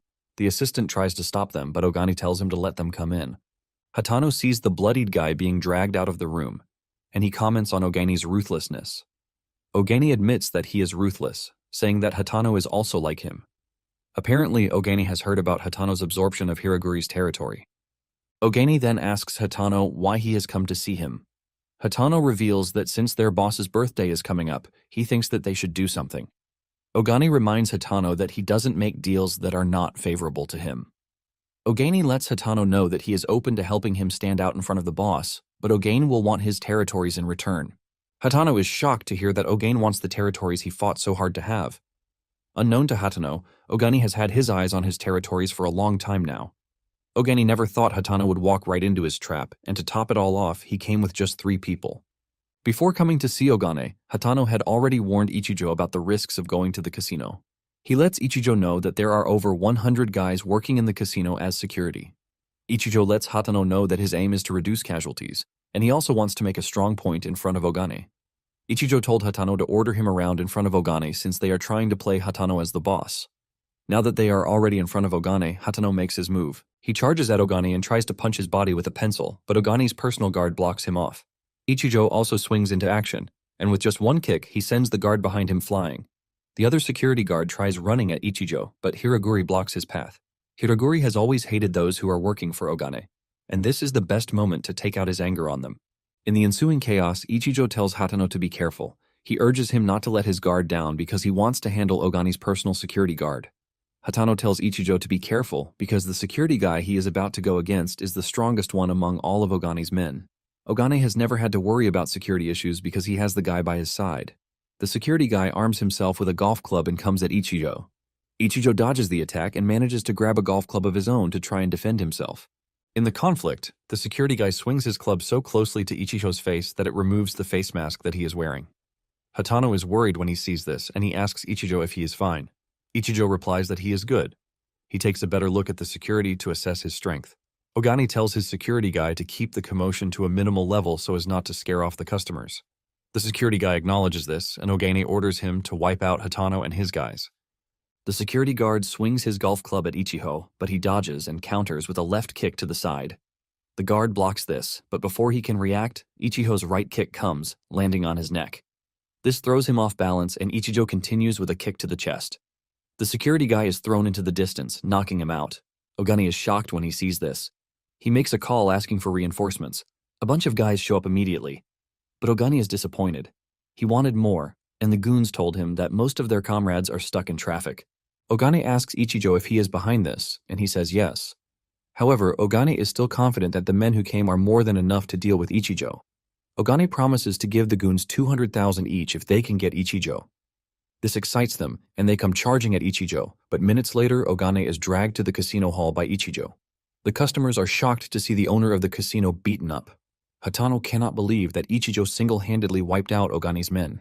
Hatano then calms the customers. He explains that the casino is just going through a bit of a problem. Hatano lets the customers know that he is now the owner. And as a commemoration, he will be giving out 10,000 chips as a present. The customers hear this and start to rejoice, totally ignoring Ogane, who has been nothing but trash to them. Suddenly, Ijuin, Nozomi, and his friends appear in the room. Hatano is shocked to see them. Hatano expresses his shock, and Nozomi reveals that he was in the VIP room when he heard the commotion, which is why he came to investigate. Nozomi is not pleased with the situation since he considers Ogane a friend. Hatano is still trying to tell Nozomi that from that moment forward, he will be in charge when he suddenly sees Ichijo walking towards Nozomi. He tries to stop him, but he quickly backs off when he senses a very terrifying aura from Ichijo. Ichijo walks up to Nozomi, and the dude asks him if he needs anything from him. Ichijo is surprised to find out that Nozomi and his clique have always been together. There are 4 other guys in the clique: Minagawa Tatsuhiro, Ishizaki Lala, Rick, and Ilman. These 5, including Nozomi, are heirs to the companies that control the financial industry. Even during the apocalypse, they were on top after taking out all of their competitors. It dawns on Ichijo that the 5 had it in mind to betray him from the start. They have always been friends, not just acquaintances. Ogane grabs Nozomi's leg, begging him for help, and promising to pay whatever it is that he wants. Just as Nozomi is about to stretch his hand to Ogane, Ichijo smashes Ogane with the golf club, spilling blood on Nozomi's face. Nozomi's guard wants to intervene, which is what Ichijo wants, but Nozomi manages to control his security guard. Nozomi then moves closer to Ichijo, telling him that he would unalive him if they were not surrounded by people. Nozomi tells Ichijo that he is lucky only if he knows that he is the lucky one. Nozomi decides to back off, and Ichijo tells him that they will be meeting face-to-face again. Nozomi is pissed off at this, and he tells his guys to dig into Ichijo. Once the commotion has died down, Hatano urges the customers to continue enjoying themselves, assuring them that the chips will be distributed soon. Meanwhile, Ichijo is angry at himself because he almost couldn't control himself, and he would have terminated Nozomi. Ichijo has no plan of letting Nozomi die so easily. He wants to make his life a living hell before he unalives him. Hatano then tells Ichijo that it is unwise to make an enemy of Nozomi. Ichijo lets him know that he is aware of this. Ichijo then asks Hatano about the day's earnings. Hatano promises to check it later, but asks Ichijo what he wants it for. Ichijo then tells Hatano to use everything to buy gold and make sure it is a physical transaction. Hatano is shocked to hear this, and he is forced to ask Ichijo why he needs to buy gold. Ichijo simply replies that it is none of his business. He tells him that even if it is expensive, he should buy it and deliver it to the laboratory. Ichijo then lets Hatano know that he is heading home because he has business he needs to attend to. Ichijo narrates that inventory can be expanded up to level 10 with only beginner magic cores. But from level 10 onwards, another material is needed, which is gold. The gold needed to reach level 11 is 3 kilograms, and from there, the required amount increases exponentially. Because of this, in the apocalyptic world, massive amounts of gold are consumed and quickly depleted. Since he will need to stock lots of supplies, Ichijo figures out that inventory expansion should be his priority. He decides that he is going to leave the procurement of gold to Hatano while he focuses on finding special zones. Since gold is a finite resource, he believes that once his holdings increase, Nozomi's holdings will definitely decrease. Suddenly, Ichijo gets a weird feeling in the air. He looks around and he spots a special zone opening in the distance. He takes a closer look and figures out that the location of the special zone is the school. At school the next day, Fatty notices that Ichijo has not returned to the school since he was taken away by Mineta and his guys. He wonders if Ichijo is fine, and just then, he sees one of the class big boys sitting in Ichijo's seat. Fatty questions him, and the dude replies that Ichijo is not coming back to school, so there is no need to keep his seat for him. The dude is still talking trash when suddenly Ichijo appears in the class and throws the dude's books out of the window. Ichijo tells the dude to leave his seat before he beats him up. The dude wants to protect his ego by talking back at Ichijo, but his friend cautions him, reminding him that Ichijo beat Mineta up. Everyone in the class is surprised to see that Ichijo returned to the school unarmed after being taken away by Mineta. Fatty, who is Ichijo's seatmate, expresses his shock that Ichijo came back to school. Ichijo then asks him if he is happy with this or just straight up disappointed. Fatty then reveals that he is happy because Ichijo beat Mineta up for him. The night before, Ichijo recalls that the zone hadn't appeared yet when he came to the school. He assumes that the generation isn't complete yet, which is why the zone didn't appear. Ichijo wonders if he can now sense zone occurrences, and he was able to figure out that the zone will appear the next day. Ichijo is still in his seat, thinking about how to handle the zone when he is approached by Amane Miki. She asks Ichijo if he is fine because the whole class was worried. Ichijo doesn't care about her sympathy because in his past life, Amane was manipulating the boys into doing whatever she wanted. Because of her beauty, she turns the boys into her personal slaves. Amane then tries to manipulate Ichijo as usual. She tells him to buy breakfast for her so that they can eat together. In her mind, she didn't care because she was already looking for another errand boy, believing that Ichijo wouldn't come back to school. She is shocked when Ichijo tells her to go buy what she wants by herself because she is an eyesore. Amane cannot believe that Ichijo just called her an eyesore. The dude from earlier hears this and starts acting all tough, asking Ichijo why he would say such a thing to Amane. Other boys also join in, telling Ichijo that he is completely wrong for treating Amane in such a manner. Amane silently tells the boys not to touch Ichijo because they are all friends. However, the boys insist that they need to teach Ichijo a lesson. In Amane's mind, this is what she wants actually. Ichijo cannot believe that this was the bunch of guys bullying him in his past life. He considers himself a total loser for bowing to weak boys like this. The boys are still saying trash when the dude leading the charge gets his head slapped onto the table. Everyone turns around and is shocked when they see that Mineta is the one who intervened. Amane then holds Mineta, trying to manipulate him into helping her. Surprisingly, Mineta slaps her hand away, telling her that Big Brother already warned that he wants to be left alone. Hearing Mineta call Ichijo Big Brother brings out another shocking moment in the students. Mineta then orders Amane to get lost, to which she quickly does. Mineta also tells Fatty to go and buy breakfast. Once he is alone with Ichijo, Mineta asks him why he turned off his phone because Etsuoka has been trying to reach him. Ichijo replies that he forgot to charge the phone. He then asks Mineta why Etsuoka was calling. Mineta moves closer to Ichijo, telling him that Etsuoka has made a discovery and she wants to talk about it. Ichijo wonders if there's been a development in the potion research. Not long after this, the teacher enters to start the class for the day. Ichijo is thinking about how his life is going to be stressful going forward when he is suddenly thrown into a level 5 special zone. Ichijo is given a special mission to enter the safety house within 20 minutes, and as usual, he is going to get 5 times the reward. Ichijo recalls that it took him time in his past life to get used to being thrown into the special zone out of the blue. He then decides to look for useful items before proceeding with the mission. All he is able to find is a ruler and a set square. After arming himself with these, he decides that it is time to start the mission since time is against him. The first thing on his plan is to know where the safety house is. He is glad that his mapping ability is great, which is going to give him an advantage. Just then, he notices that the safety house is located in the school playground, but there are a bunch of zombies guarding the safety house. He knows that forcing his way through is out of the question, and in addition to this, he doesn't think he has what it takes to defeat all of the zombies in 20 minutes. He is still staring at the school playground when a zombie suddenly appears behind him. The zombie dashes toward him, and Ichijo manages to dodge at the last minute. The zombie crashes out of the window and falls to the schoolyard. Immediately, this happens. The zombies guarding the gate rush toward the fallen zombie. Ichijo then figures out that the zombies are probably attracted to sound. Ichijo realizes that he can lure the zombies away from the safety house with noise. He is relieved that with this, he can complete the mission within 20 minutes. There is only one place in the school that can make a loud enough noise to get the attention of the zombies, and Ichijo decides to head there at once. Ichijo figures out that the broadcast room is the best place for him to go. Since he clearly remembers the school layout, he thinks it should be easy to get there. He is currently in the central building, and the broadcast room is on the top floor of Building 4. Ichijo plans to cut through the central building and enter the connecting corridor that leads to Building 4. Once he gets to Building 4, he plans to go to the opposite side of the school building and climb the stairs to the broadcast room. Just then, he notices that the zombies are moving back to their positions. He wonders if they are truly guards for the safety house or if it is just a coincidence.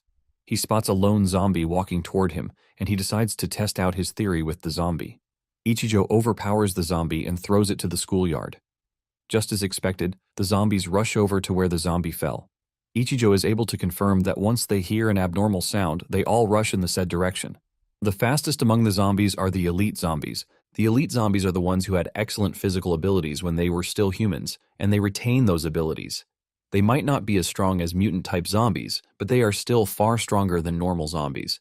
It dawns on him that when he was thrown into the zone, the sports department was having a PE class in the playground, which is why so many of the playground zombies are elite zombies. Just as he predicted, the zombies start moving back to the safety house after they are done investigating where the sound came from.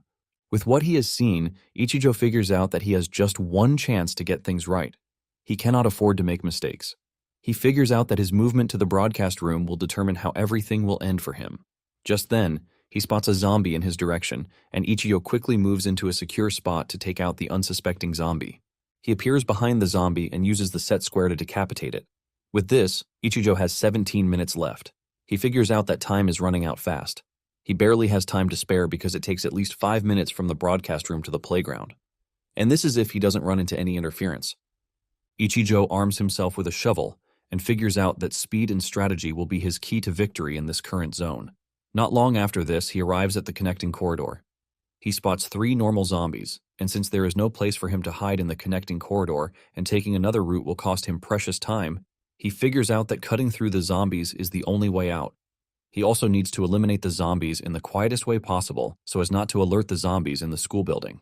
He immediately dashes towards the zombies and cuts through them in an instant. Now that he has taken out the zombies in the connecting corridor, he figures out that Building 4 is the most difficult to navigate through. He arrives at Building 4, and Ichijo admits that Building 4's structure is the most complex of all the buildings. The stairs leading to the broadcast room are at the end of the hallway. He finds himself in a long corridor but doesn't see a single zombie in the area. However, he is not ready to put his guard down because there are plenty of places for the zombies to hide. Since he has no time to think of a plan, Ichijo decides that he will have to adapt to whatever comes his way. Unknown to him, there is a zombie behind him. Just then, Ichijo spots the zombie's shadow. This is what saved him from getting one-shotted by the zombie behind him. He manages to jump out of the way of the zombie's punch, shattering the ground. Fear grips Ichijo as he realizes that he is standing in front of an elite zombie that was hiding behind the door. To make things worse, the noise from the conflict attracts the nearby zombies. Ichijo admits that he has just found himself in a very difficult position. Ichijo stands back up and grabs his shovel before the zombies come charging at him. He tries running through the zombies, but one of them manages to graze him. Before he can get a moment to breathe, another one comes at him. He almost bites Ichijo, but he blocks the zombie's mouth with the shovel. While he is struggling with the annoying zombie in front of him, the elite zombie is ready to punch his head off from behind. Just as the punch is about to land, Ichijo makes a last-minute dodge. He jumps backwards, and the elite zombie ends up punching his comrade's head off. By the time the elite zombie turns back, Ichijo has disappeared from the scene. However, the elite zombie has a great sense of smell, and he follows Ichijo into the classroom where he entered. Behind a desk, Ichijo leaves some of his blood to attract the zombie. The zombie arrives at the desk area and doesn't hold back as he smashes the area. Meanwhile, Etsuoka is in the lab working on the potion. She admits that separating the two elements is much harder than she thought it would. The ratio of zombie virus in the crystal stone seems to be too high. The highest purity she has been able to attain is 60% purity. In this level of potion, there is still too much virus proportion. Etsuoka has read through all the materials she knows of, but hasn't been able to find any description of the kind of virus being housed in the crystal stone. Since Ichijo is the only one who knows where the crystal stone came from, he is the only one who can answer certain questions that she has. But at this dire moment, Ichijo is not available. Etsuoka is also baffled by the fact that Ichijo has something like this with him, and the fact that he knows how to use it well. Back in the zone, Ichijo has successfully deceived the elite zombie, and while the zombie is trying to pull himself back together, Ichijo comes running from behind. He charges at the zombie at full speed. The elite zombie reacts to Ichijo's presence and swings a punch at Ichijo. However, Ichijo dodges the punch and hits the zombie in the legs with full power. This throws him off balance, but before he lands on the ground, Ichijo meets him halfway with a shovel punch to the face. The amount of force Ichijo puts in the swing is enough to remove the elite zombie's head from its neck. The zombie is defeated, and Ichijo heaves a sigh of relief. Ichijo realizes that the smell of blood lured the elite zombie. Before his wound from earlier healed up, Ichijo had managed to secure his blood in a bunch of test tubes. With this blood, Ichijo believes that he can avoid unnecessary combat. He now only has about 10 minutes left, and he needs to move faster. Ichijo continues moving forward, and suddenly Ichijo gets hit with a terrible headache, and his consciousness starts to fade. Ichijo cannot believe that something like this is happening at such a wrong time. He wonders if this is happening as a reaction to him using the healing ability. Ichijo immediately comes to the conclusion that he needs to finish the mission as soon as possible. He soon arrives at the next floor and he notices that a bunch of zombies are already waiting for him. He wonders if the earlier commotion lured out the zombies. Ichijo then pours blood on the floor, and this is enough to get the attention of the zombies. They rush toward the scent of the blood, and Ichijo maneuvers behind them. Ichijo wants to try his best to avoid combat since the broadcast room is above him. Ichijo arrives at the 4th floor but finds no traces of zombies in the area. He sneaks into the broadcast room as quietly as he can. Fortunately for him, there are no zombies in the room. Ichijo hopes the broadcast equipment is still working perfectly. Ichijo drops his shovel and then tests out the broadcast equipment. The machine comes on, and Ichijo heaves a sigh of relief that he can still use the machine. In his past life, he helped the broadcasting club several times, so he still remembers how to use it. He is in the middle of getting the broadcast machine to work when a zombie slowly opens the door.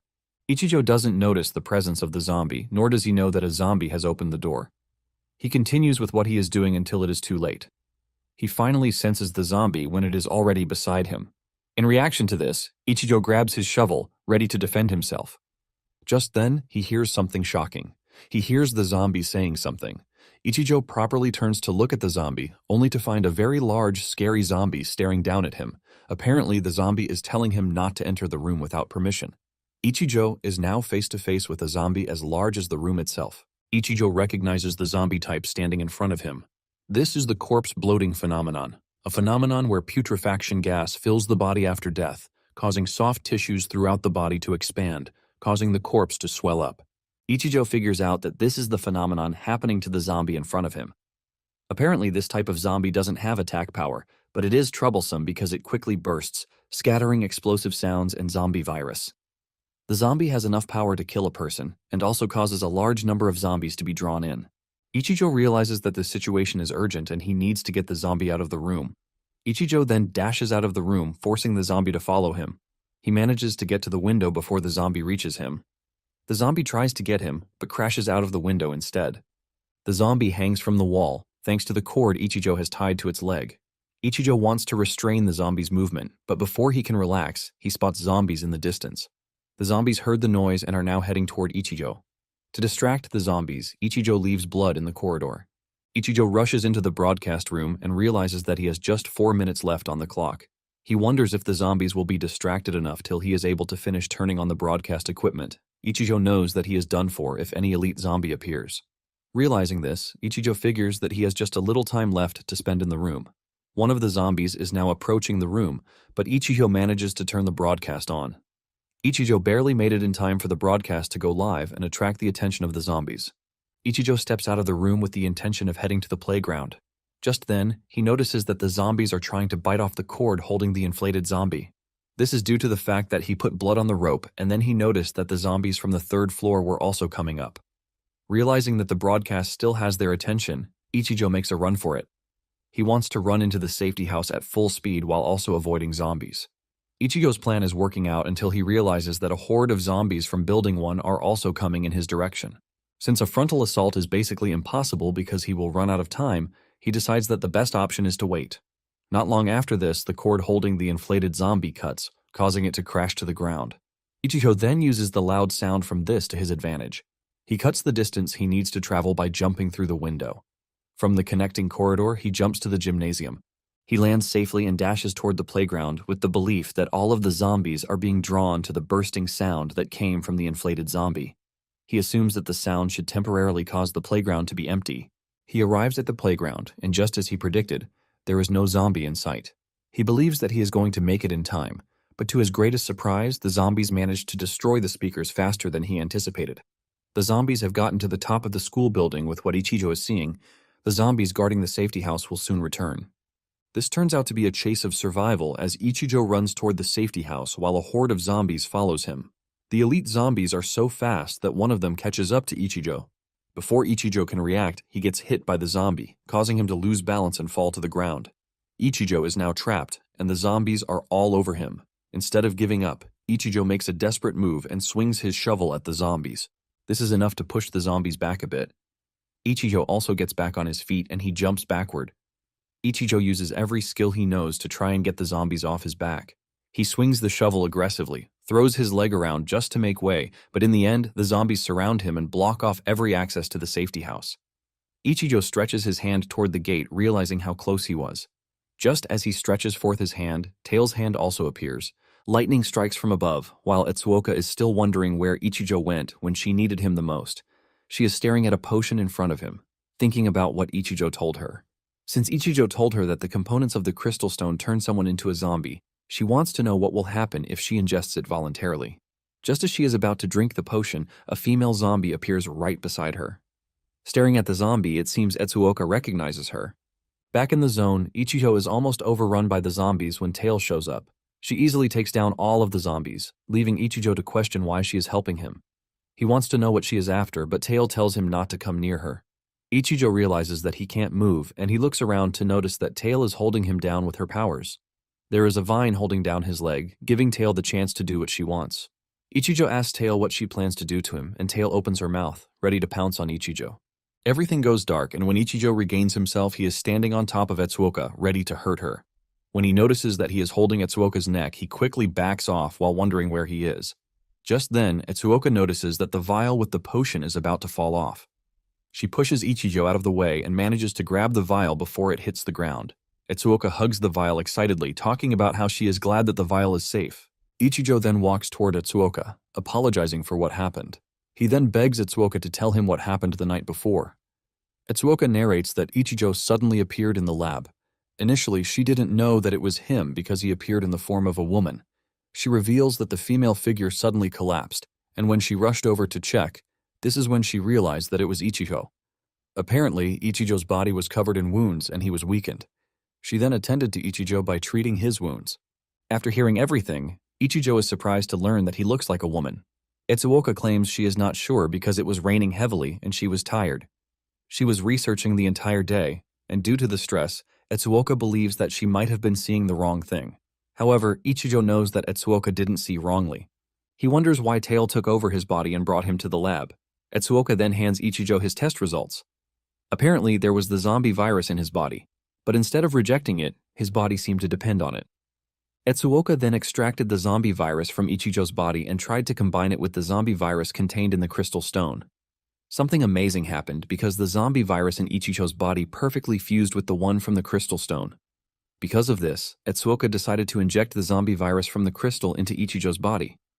Once she did this, Ichijo's wounds gradually healed, but in exchange, the zombie virus in his body was consumed.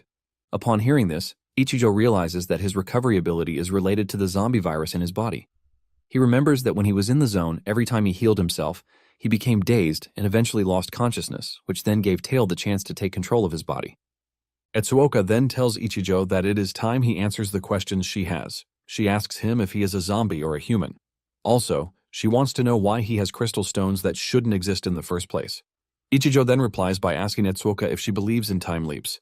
Etsuoka assumes that Ichijo is messing with her, but he lets her know that he is being serious. Ichijo reveals that he time leaped from a world 5 years in the future. Ichijo continues to explain, and he tells her that the world 5 years from that moment had reached the apocalypse, with zombies attacking people all over the world.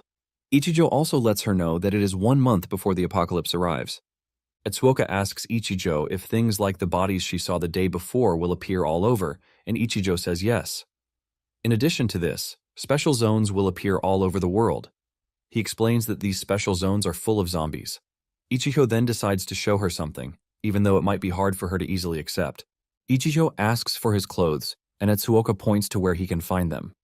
Ichijo doesn't have plans to tell Etsuoka about the inventory just yet. With what he has seen so far, Etsuoka seems like an innocent girl, but at the same time, Ichijo is trying to avoid making the same mistakes he made in his previous life. Ichijo cannot allow Etsuoka to be his enemy because he is done for if this happens. Ichijo cannot believe that he cleared the special mission thanks to a zombie. Ichijo then shows Etsuoka the magic ores he gathered in the zone. He explains that for some reason, he can enter the zones early. Etsuoka's eyes are fixated on the magic ores as she stares at how beautiful they are. Etsuoka then shows Ichijo the potion she is working on, letting her know that the highest purity she has recorded is 60%. Ichijo notices that the potion is red in color, which shows that it is a power potion. Even though Etsuoka has not achieved the desired 99% purity, he is impressed with what she has done in just 1 day. Etsuoka then starts observing the magic ores, and she notices that they are different from the ones Ichijo gave her before. She decides to ask Ichijo what she is doing 5 years in the future, since Ichijo came to meet her. Ichijo reveals that Etsuoka is dead in the future, and he adds that they had no connection either. Etsuoka wants to know how she died, and how Ichijo knew about her. Ichijo reveals that he heard about her through rumors as a genius pharmacist. However, he lets her know that she didn't die in the hands of zombies. She died because she used herself as a test subject. This calls her attention to the fact that she was also working hard, even though the world was destroyed. Ichijo then assures her that he is not going to put her in any danger. Etsuoka reveals that she has been skeptical about Ichijo's story, but after hearing that she used herself as a test subject, she totally believes him. Etsuoka herself knows that this is something she can totally do. Etsuoka then assures Ichijo that she is going to support him with everything she has, and to start with that, she wants to finish the remaining tasks. Moments later, Hatano and Mineta enter the lab carrying a box of gold. They find Etsuoka sitting on Ichijo and immediately assume something else. They want to leave, but Ichijo stops them, telling them that it is all a misunderstanding. Ichijo then asks Hatano about the gold. Hatano reveals that he bought everything that could be purchased through normal routes, so there is basically nothing left in the market. Hatano adds that there are still more cargoes coming in aside from the one he just brought in. Ichijo then hands him the power potion, telling him to drink it. Hatano is skeptical about the potion, but Ichijo tells him to have faith in him. Hatano then gulps down the potion. Immediately his eyes turn red, and a red aura surrounds him. Hatano squeezes his teeth, and Etsuoka becomes worried. She tells Ichijo that Hatano seems to be suffering, but Ichijo replies that Hatano is fine and there is nothing to worry about. Since the purity of the potion is still 70%, it is not something humans can directly consume. However, someone like Hatano, who has the strong body of a professional athlete, can surely endure it. Ichijo knows that it is going to take time to get used to it since it is his first time, but it will get better with time. Once Hatano is calm, Ichijo asks him if he is fine. Hatano then replies that he feels much better now. He confesses that power is surging through his body. To test this out, he easily carries 2 boxes full of heavy gold. Even Mineta sees this and is blown away. Hatano then reveals that he has obtained information about the money that they obtained. The money they obtained this time belongs to Nozomi's group. To avoid causing problems that they can't handle, Ichijo tells Hatano not to collect any money in the meantime. Ichijo plans to get everything under control, and he is waiting for the big boss's birthday to seize control of everything. Ichijo is glad with the way things are going. However, he is surprised that the potion's effects appeared before the zombie virus. He wants Etsuoka to quickly raise the purity to what ordinary people can use. Ichijo plans to entrust Hatano's men to organizational work if he can get all of them to drink the power potion. Once the organizational stress is out of the way, Ichijo plans to focus on conquering special zones. In addition to this, Ichijo wants to make sure Nozomi loses all of his money before the apocalypse begins. Meanwhile, Nozomi has been informed that a group has bought all the gold in the market. To make things worse, Nozomi hears that all the transactions are conducted physically, which has caused scarcity in the market. Nozomi's friend Rick suggests that they sell their physical gold too, since there is a high demand for it. Apparently, Nozomi's group is the only group left with physical gold. However, another of Nozomi's friends, Ilman, doesn't want them to sell everything that they have been collecting for a while. She wants them to keep the gold securely until they know the identity of the other group buying up all the gold. Nozomi keeps mute and focuses on the game he is playing, while his friends share their opinion on what they think is the right thing for them to do. After talking for a few minutes, Rick finally mentions that all the decision falls back to Nozomi since he is the boss. When Nozomi finally speaks up, he ignores the gold issue. He asks Rick about the progress on the acquisition of the old district. Rick reveals that negotiations are mostly done and contractors have moved in. However, they are still discussing with the remaining residents. Nozomi then asks Rick if he knows why they are gathered. Rick replies that they are together to produce results, no matter what happens. Nozomi then mentions the fact that they were all born into conglomerates and the fact that no matter how hard they work, everything gets taken by the old men sitting at the top. It is evident that they will be labeled as rich kids forever, while their parents and families block their path. Nozomi then tells Rick that he doesn't want to waste any more time. Rick assures Nozomi that he is going to take care of the old district quickly. Nozomi wants them to put the gold issue aside while they focus on the reconstruction of the old district. Nozomi is desperate to make his parents know that it is the era of young people now. Nozomi then asks Ilman if she has dug into Ichijo, and she says yes. She has gotten some information on Ichijo, but she tells Nozomi that the things she saw don't call for concern. With what she learned, Ichijo is an ordinary high school student who lost both parents in a traffic accident when he was young. Ilman tells Nozomi that Ichijo is working part-time jobs to stay afloat, and for the reason he was at the casino, she found out that Ichijo just joined Hatano's group. After hearing this, Nozomi tells Ilman to eliminate Ichijo. He knows that doing that will be tough, but he lets Ilman know that he doesn't want any traces. Ilman lets Nozomi know that she has already made arrangements for Ichijo to be taken out because she knew Nozomi would want that. Meanwhile, Ichijo is seen walking in an alley. He is thinking about the gold that Hatano has collected. With what Hatano has obtained, Ichijo believes that it is enough to get him to level 15. He knows he still needs materials like the magic ores, the crystal stones for Etsuoka's research. Just then, he notices a guy walking toward him. The guy seems to be an A-rank assassin, but somehow he has been sent to take care of a high school student. The assassin doesn't really care about this since the money for the job is nice. However, little does he know that he has made the mistake of choosing the wrong target. The assassin runs toward Ichijo, aiming to puncture his body with his knife, but just as he is about to reach Ichijo, Ichijo evades him. Ichijo's movement is so fast that he disarms the assassin before he knows what is happening. Ichijo lands behind the assassin and points the knife at his neck. Everything happened so fast that the assassin was scared to death. Ichijo demands that the assassin answer his questions quietly, and with what the assassin has just witnessed, he clearly knows that he has no chance. Ichijo asks him if he was sent by Nozomi, and the assassin quickly says yes. Once the assassin gives his answer, Ichijo slams him to the wall. He walks toward him in such a scary manner that the assassin starts to beg for forgiveness. The assassin wants to tell Ichijo that he was just following orders, but Ichijo throws the knife with so much force that it enters the wall close to the assassin. Ichijo then tells the assassin to relay a message to Nozomi. He wants the assassin to tell Nozomi that it is not time for them to fight yet. He urges Nozomi to wait just a bit longer. Ichijo then tells the assassin not to ever appear before him again. The assassin takes Ichijo's words to heart and runs off without looking back. Once he has taken care of the assassin, Ichijo prepares to enter a level 8 zone. Since he is the only one who can enter the zones, he has no choice but to take on the challenges all by himself. Ichijo considers the period before the apocalypse as the most dangerous period for him because he needs to gather resources before the apocalypse arrives. No matter how risky the zones are, Ichijo is willing to single-handedly take on it because once the apocalypse arrives, he will be going up against powerful groups.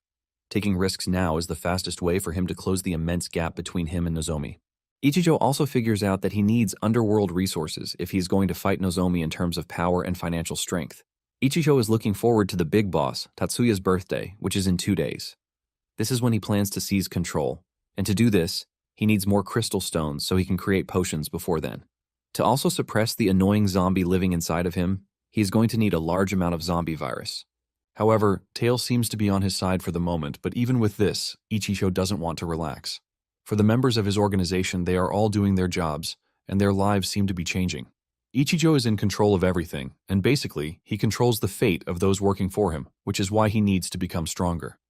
Meanwhile, the assassin has returned to Nozomi to give him a report about his failed attempt to take Ichijo out. Later on, Etsuoka manages to complete a portion with sufficient purity. While she is busy working, Mineta, who is supposed to be watching him, is sleeping like a rat.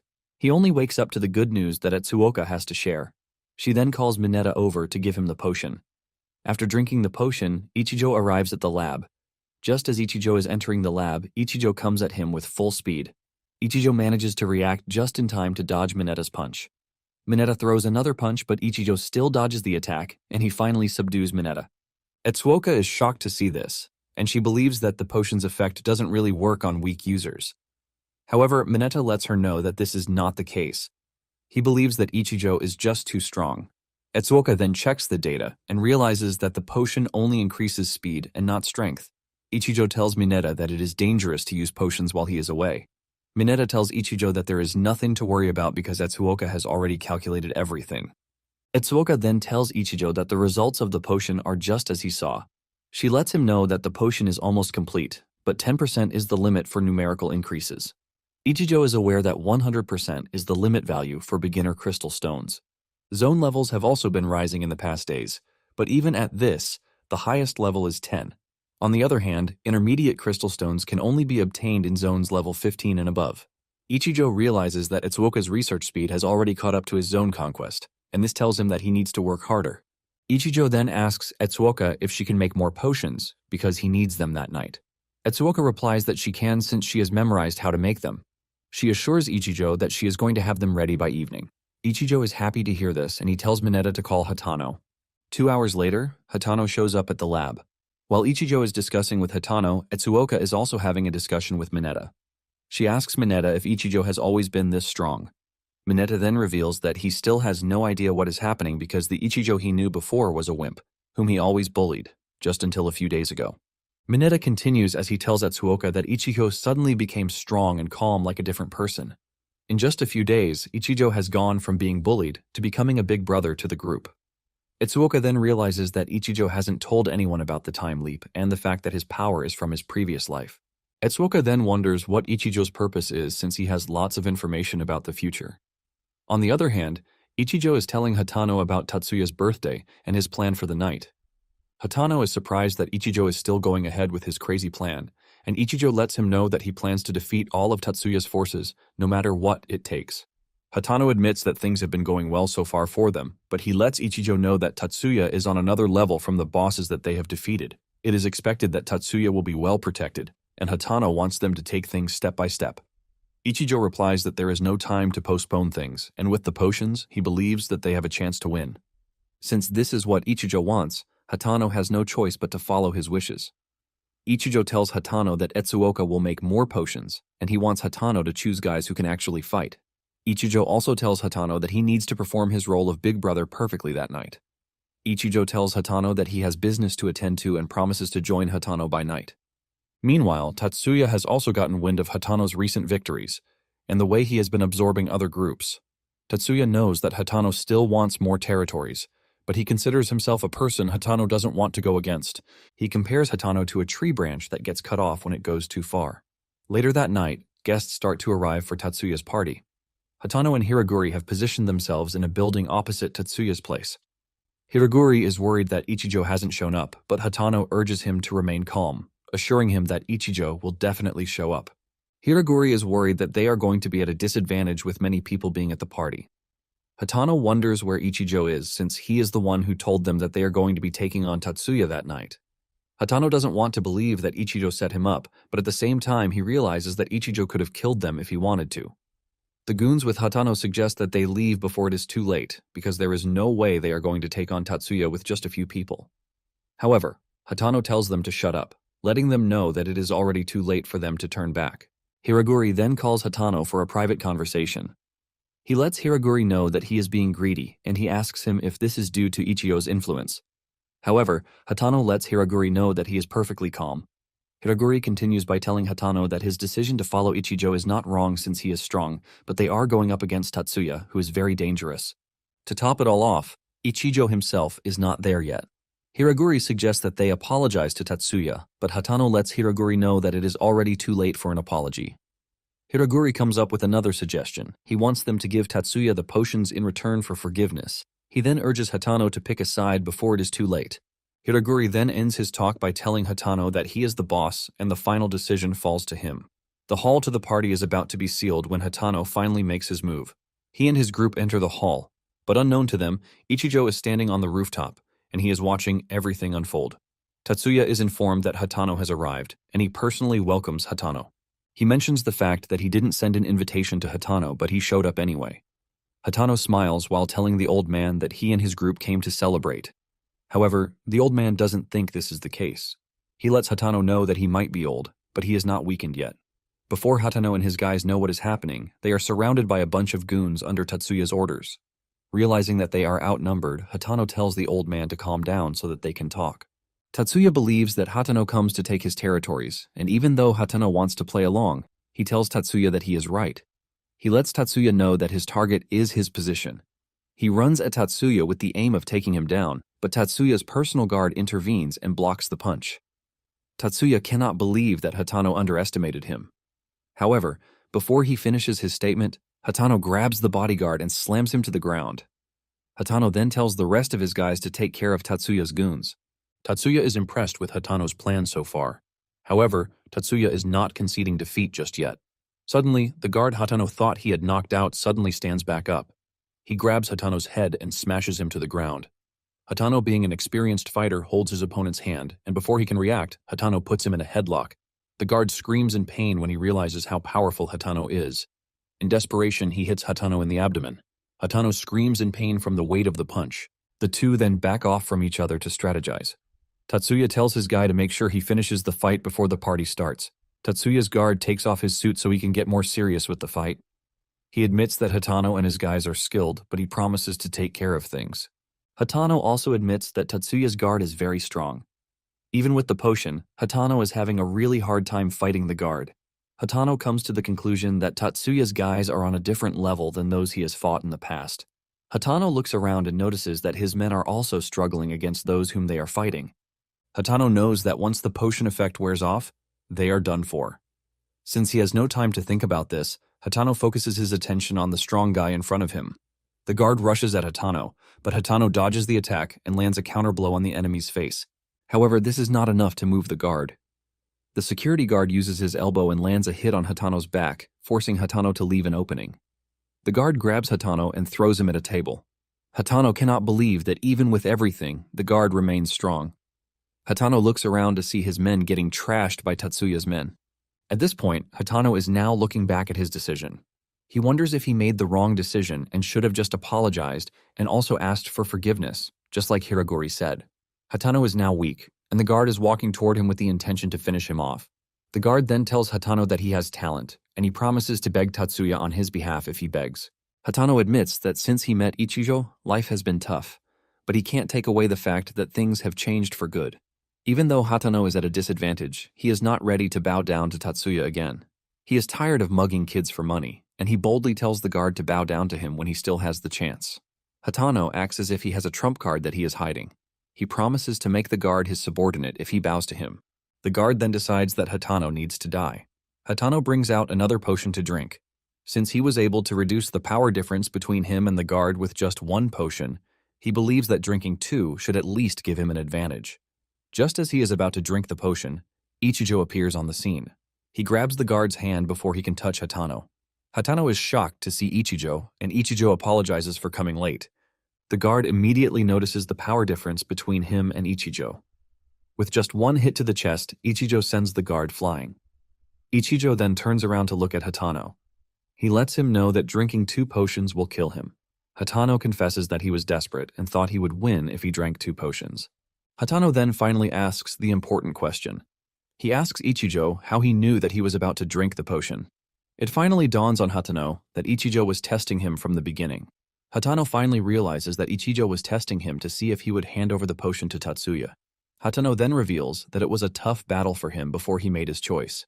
He obviously knew that going to Tatsuya for forgiveness meant death. Hatano then tells Ichijo that he is going to show through his actions that he is someone he can rely on. Ichijo smiles when he hears this, and he commends Hatano for being smart. He then tells Hatano to give him orders. On the other hand, Tatsuya is mad at his security guy. He tells him to quickly finish things off. The security guy admits that he let down his guard because he saw Ichijo as a kid. Ichijo then openly tells Tatsuya to prepare himself because he is going to eliminate him. This gets Tatsuya mad, and he tells his guards to finish off Hatano and his group. Meanwhile, the rest of Tatsuya's guards have noticed Ichijo's presence in the hall. They saw him punch their strongest guy like it was nothing. Hiroguri then tells them to calm down and enjoy the show because they have not even seen anything yet. Tatsuya's personal guard, Kawase, doesn't see Ichijo as a threat because he believes that he is just a high school student. Ichijo then lets him know that the same high school student he doesn't think much of will be the one to defeat him. Kawase angrily runs at Ichijo and tries to hit him, but Ichijo dodges all of his attacks pretty easily. Kawase doesn't relent as he continues to go after Ichijo, asking him why he is only dodging his blows. Hatano cannot believe that Ichijo is toying with an opponent he could not beat even with the potion's power. Hatano, at that moment, realizes just how strong Ichijo is. The party guests are also observing what is happening, and with what they are seeing, they believe Hatano will come out victorious. Tatsuya is disgusted that his subordinates are already doubting him. Tatsuya has been in the game for 40 years, and he is not ready to be defeated by someone who just came from nowhere. However, with the way things are, Tatsuya knows even if he wins, his reputation cannot be the same. To try and prove that he has control over things, Tatsuya tells Kawase that he is giving him just one more minute to defeat Ichijo. Kawase is the one fighting Ichijo, and he can clearly see that Ichijo is a monster. Even after everything he has done, Ichijo's expression hasn't changed even if it is once. Kawase knows that he is at his limit and doesn't have what it takes to even touch Ichijo, not to mention defeating him. Kawase tries to engage in a battle of strength with Ichijo. He raises his leg and tries to hit Ichijo, but Ichijo blocks and meets him halfway with his own leg. Ichijo entertains Kawase's fight until he gets bored. Ichijo exploits the openings left behind by Kawase and kicks him in the chest. With just this kick, Kawase is thrown across the room like he is nothing. Everyone is shocked to see this, as they can't believe that Kawase was defeated by a high school student. Taking a closer look at Kawase, they realize that he might actually be dead. This creates even more mystery around Ichijo, since he just took down the organization's strongest guy with just a hit. Tatsuya immediately orders his men to go after Ichijo and kill him. He promises to make them Kawase's successor if they can defeat Ichijo. Without thinking twice, the guards start rushing to where Ichijo is. They all motivate themselves with the fact that Ichijo is just one kid. The first guy to reach Ichijo brandishes a knife, but Ichijo turns the tables on him. He grabs the knife and pushes it into the guy's shoulder. Now, armed with a knife, Ichijo runs through the guards like they are nothing. He slices their necks in quick succession, and Tatsuya, seeing this, concludes that Ichijo is not human. Just as Ichijo reaches him, he quickly stops him, asking that they talk. Tatsuya tries to play smart and reaches for his gun, but Ichijo throws the knife into his hand, also impaling his shoulder in the process. Tatsuya coughs up blood as he realizes that he is being defeated by a high school student. He doesn't want to believe this, but his strength leaves him, and he falls to the ground. The party guests are all shocked to see that Tatsuya is dead. This is the most unexpected thing that they could see in their lifetime. The man considered to be the big boss has just been defeated by low-ranking guys. On the side, Hatano is also shocked. He stands there in awe as he realizes that Ichijo seriously took down Tatsuya all by himself. Hatano is shocked when Ichijo addresses him as his boss. Hatano is so terrified that he doesn't know if he is worth calling a boss. Hatano cannot believe that in less than a week, Ichijo dragged the old fox who had made this land his stronghold for decades down to hell. Hatano admits that Ichijo has shattered all common sense in him. Hatano then faces the party guests to address them. He reiterates the fact that Tatsuya is dead. He then introduces himself to the guests, telling them how, until recently, he was mugging kids. In Hatano's mind, all he can think about is how Ichijo kept his promise of raising him up. Hatano continues his speech by telling everyone in the room that from that moment forward, he is their boss. Not long after this, Hatano's men show up at the financial district, where construction is ongoing under Nozomi's orders. Nozomi's guys are shocked when they hear Hatano's guys telling them that they need to pay a territorial fee. Nozomi soon receives a report about this from his assistant. Minagawa tells him that a bunch of people suddenly showed up on the site and beat up their workers while demanding that they pay territory fees. Nozomi is shocked when he hears that the men who came are affiliated with Tatsuya. Nozomi believes that Tatsuya has gone crazy because they have never defaulted on their payment in the past. Nozomi immediately orders that a call be put through to Tatsuya because he wants to know what the old man is thinking. However, Minagawa lets him know that they have been trying to reach Tatsuya since this happened, and they haven't gotten to him. Nozomi doesn't want the construction to be delayed, and he tells Minagawa to pay the money as Tatsuya demanded. Nozomi then drops the bombshell. He lets him know that they are asking him to show up, and it is not really about the money. Nozomi then decides that he will go to the site to check things out. Minagawa suggests that they ask his father for help since their target is Nozomi. However, Nozomi doesn't want to rely on his father so as not to show weakness. He believes that he will never surpass his father if he keeps relying on him. Moments later, Nozomi arrives at the site with a few of his guys with him. Since it is raining, they are all using umbrellas. Nozomi wastes no time before asking what Tatsuya wants with him. Just then, Hatano's rep lets Nozomi know that Tatsuya is no longer their boss. Nozomi's boys immediately become agitated, but Nozomi calms his boys. The representative talking to Nozomi then lets him know that their new boss is Hatano. Just like a regular big boss, Hatano appears from the shadows, shocking Nozomi. Nozomi cannot believe that Hatano also seized Tatsuya's territories just a few days after absorbing Ogani's territories. It immediately dawns on Nozomi that Ichijo will be with Hatano. He hasn't finished the thought when he realizes that Ichijo is the one holding the umbrella for Hatano. Since the construction deadline is near, Nozomi doesn't think he has the time to deal with Ichijo's theatrics. Nozomi then asks Hatano what he wants if it is not money. Hatano goes straight to the point, telling Nozomi that he is after his gold. Fear runs down Nozomi's spine when he hears this. He finally realizes that Hatano's group is the one that has been stockpiling gold. Hatano tells Ichijo that he is right, but lets him know that it is not enough yet. Nozomi then asks him what he plans to do with all the gold. Hatano doesn't give a direct answer to the question. He tells Nozomi that it is all but a hobby to him. Hatano then reminds Nozomi that he has a construction schedule that he is trying to meet. Hatano is aware of the fact that Nozomi is trying to prove his capabilities by finishing the project. Hatano urges Nozomi to pay up quickly so he can finish the construction project. Nozomi is impressed that Hatano has done his research. Since this is the case, Nozomi is ready to negotiate a price for the gold. However, Hatano straight up tells him that he is not buying the gold. He wants to collect the gold from Nozomi, and that is straight up without negotiations. Nozomi gets mad, telling Hatano that he is nothing but trash that doesn't have what it takes to talk to him.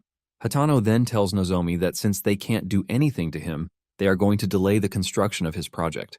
They both know how much the land is going to be worth in the future, so it is up to Nozomi to decide.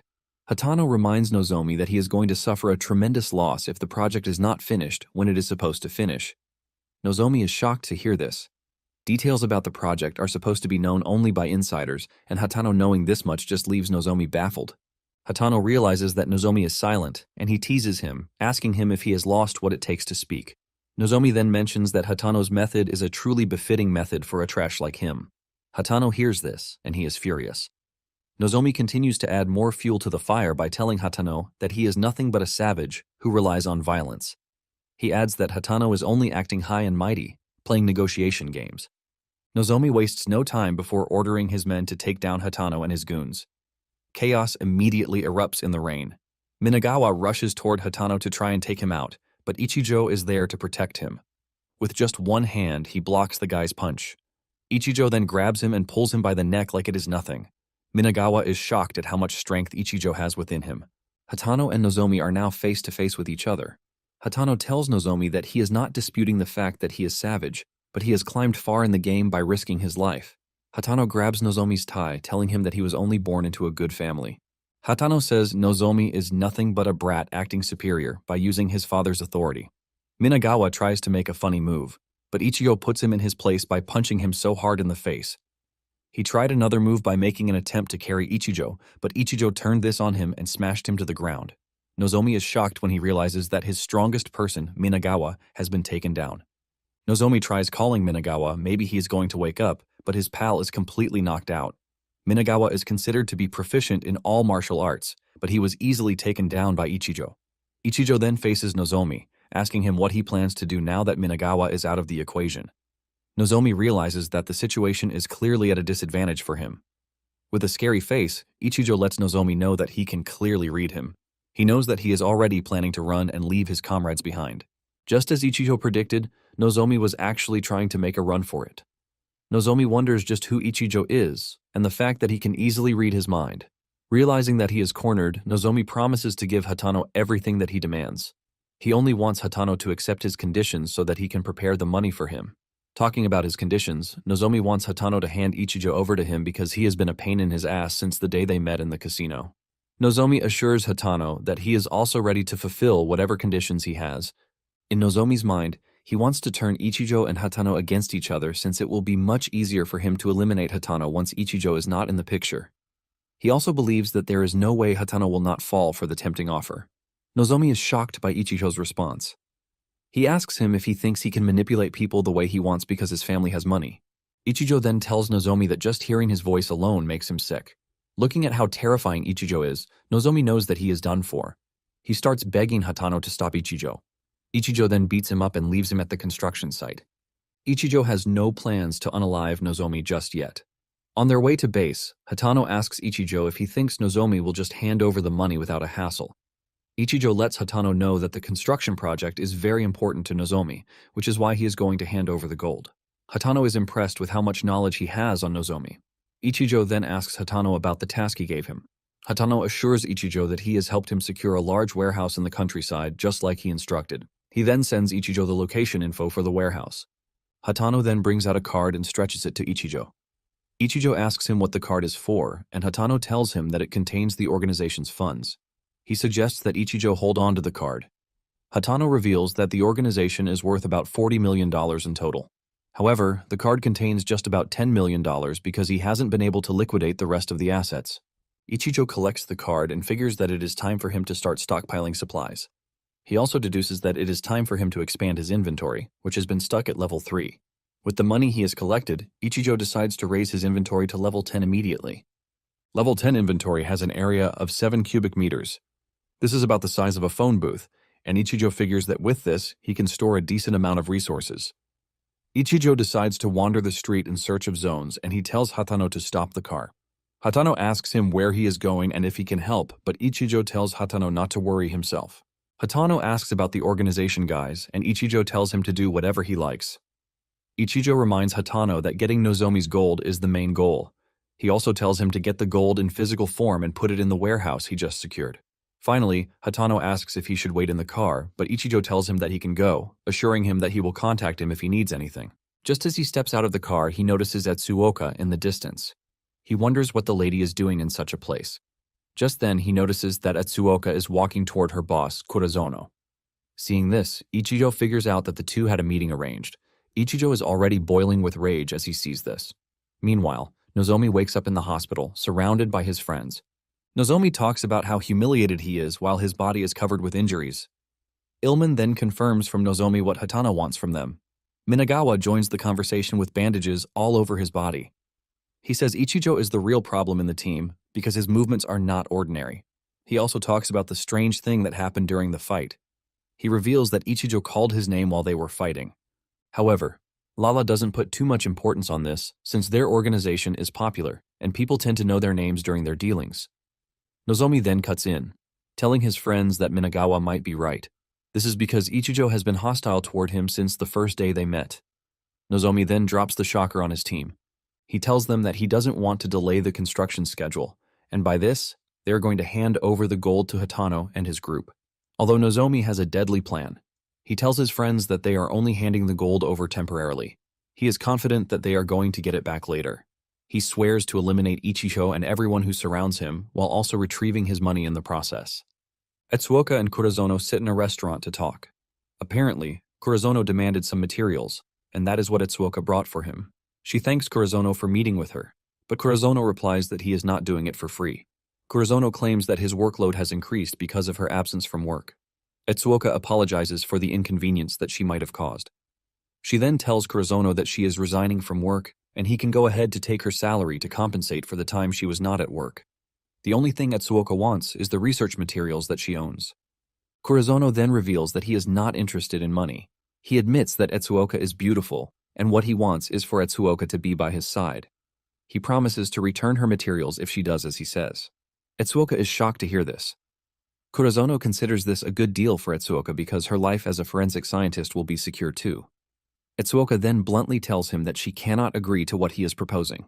All she needs is her research materials, and she will get out of his business. Kurozono then arrogantly tells Atsuoka to give up. Atsuoka gets mad, and she stands up from where she is sitting. She reminds Kurozono that the materials belong to her, and he has no right to seize them. Kurozono admits that Atsuoka is right, but there is no way she can prove it, because Kurozono can just lie that the materials are classified information. He lets her know that she has no chance of winning against him. Atsuoka is forced to ask him why he is harassing her, and he simply replies that he needs to show dominance to others. Apparently, Kurozono took Etsuoka in so that he could have relations with her. He didn't care about her talent from the start. Kurozono urges Etsuoka not to waste her mother's efforts. This only gets the girl mad, and she pours coffee on him, telling him not to mention her mother. Kurozono gets mad and stands up to slap Etsuoka. However, before his hand can reach Etsuoka's face, Ichijo appears and holds him. Etsuoka is shocked to see the guy. Ichijo then tells Etsuoka to leave the rest to him. Kurozono also feels the immense strength in Ichijo's grip. Kurozono mocks Etsuoka for resigning because of a high school student. Kurozono already assumes that something is going on between Ichijo and Etsuoka, but Etsuoka scolds him, telling him to stop saying vulgar things. Ichijo doesn't want to waste time with Kurozono, and he asks him how much he wants in exchange for the materials. Kurozono arrogantly replies that he wants 10 million, believing that there is no way Ichijo will get the 10 million to pay him. Kurozono is shocked when Ichijo asks for his account number. Kurozono still believes that Ichijo is bluffing, and he promises to bow on his knees if Ichijo can pay the money. Even those in the restaurant believe that Ichijo has no chance whatsoever. However, Kurozono is left stunned when he receives a credit alert of 11 million. Ichijo tells him that the extra 1 million on the money is for the coffee that Etsuoka spilled on him. He then tells Kurozono that he doesn't need to bow. He tells him that all he needs to do is apologize to Etsuoka, and everything will be considered settled. Those in the restaurant who were initially doubting Ichijo are now left to wonder if Ichijo is some rich kid. Meanwhile, Kurozono is mad with the way things have turned out. He never expected Etsuoka to have such a good backing. Ichijo notices that Kurozono is hesitating, and he reminds him that he made a promise in front of everyone, and he can't go back on it. With shame, Kurozono bows to Etsuoka and apologizes for the way he acted. He then hands over her materials to her. After this, Etsuoka and Ichijo leave the restaurant. On their way to base, Etsuoka reveals her displeasure that Ichijo didn't beat Kurozono. She is also upset that Ichijo went ahead to give him money. Ichijo understands why Etsuoka is mad, and he assures her that he won't allow Kurozono to use the money. Etsuoka then apologizes for going to see Kurozono without saying anything. She lets Ichijo know that she only wanted to get her research materials and leave. Ichijo assures her that he is not mad since he witnessed everything that happened. He is just glad that he followed Etsuoka and everything worked out well. Ichijo then tells her to always take Mineta and the others with her in case of emergencies. Etsuoka acknowledges this and then asks Ichijo why he is in the area. Ichijo reveals that his work clothes got wet in the rain and he was in the area to get a change of clothes. As an apology for going out without saying, Etsuoka decides to escort Ichijo to where he wants to get the clothes. While in the store, Ichijo is spotted by Amane and her friend. They are shocked to see Ichijo in such a high-end store. They are also blown away that Ichijo has a pretty girl by his side. They assume that Ichijo is definitely sugar dating. However, they soon realize that they are wrong because Ichijo is the one paying for everything. Amane and her friend decide to follow Ichijo and Etsuoka. Meanwhile, Kurozono is walking down the street and at the same time thinking about how he wants to extort Ichijo again. He soon runs into Hatano, who tells him that he has come to teach him how to use the 11 million he just collected. Hatano starts rolling his sleeves to show Kurozono that he is about to receive the beating of his life. After Ichijo is done getting his clothes, they move to the skincare and makeup session so that Etsuoka can get things for herself too. Just then, Ichijo receives the notification that Hatano has dealt with Kurozono. Ichijo then shows Etsuoka evidence of what they have done to Kurozono. He lets her know that they have recovered 20 million yen from him, including his assets. In addition to this, they beat him up and left him at a dump. Etsuoka is happy to hear this and commends Ichijo for a job well done. Just then, Ichijo is approached by Amane and her friend. The two come on as friends to Ichijo and Etsuoka. With a cold stare, Ichijo asks Amane if she needs anything. Amane resorts to her usual tricks and tries to manipulate Ichijo. She tells him not to be cold toward him, urging him to treat her like he always did before. Amane assumes that this will get through to Ichijo, but he outrightly ignores her as if she doesn't exist. Amane's friend then tells her that Ichijo seems like a different person because he is not moved by what Amane is doing. Amane refuses to believe that Ichijo has changed. She decides to up her game by moving closer to Ichijo. She tries rubbing her melons against Ichijo's hands, but he just pushes her away. Ichijo tells her not to put on such a disgusting act, and this really gets to Amane. Amane gets mad, telling Ichijo that he is supposed to be happy because she is even giving someone like him her attention. Amane then turns to Etsuoka, telling her that Ichijo is a poor brat. Amane continues by saying Ichijo probably spent all of his money at the clothing store. She advises Etsuoka to leave Ichijo because she is beautiful and deserves someone who can take care of her. In Amane's mind, she is exposing all of Ichijo's embarrassing history, believing that this will be enough to chase Etsuoka away. The attendants are now aware that there is an argument going on in the store. However, the two attendants cannot agree on who should stop the argument. The new attendant finally gets from her seat to intervene. She assumes that the students have no money to buy things in the store, which is why they are arguing.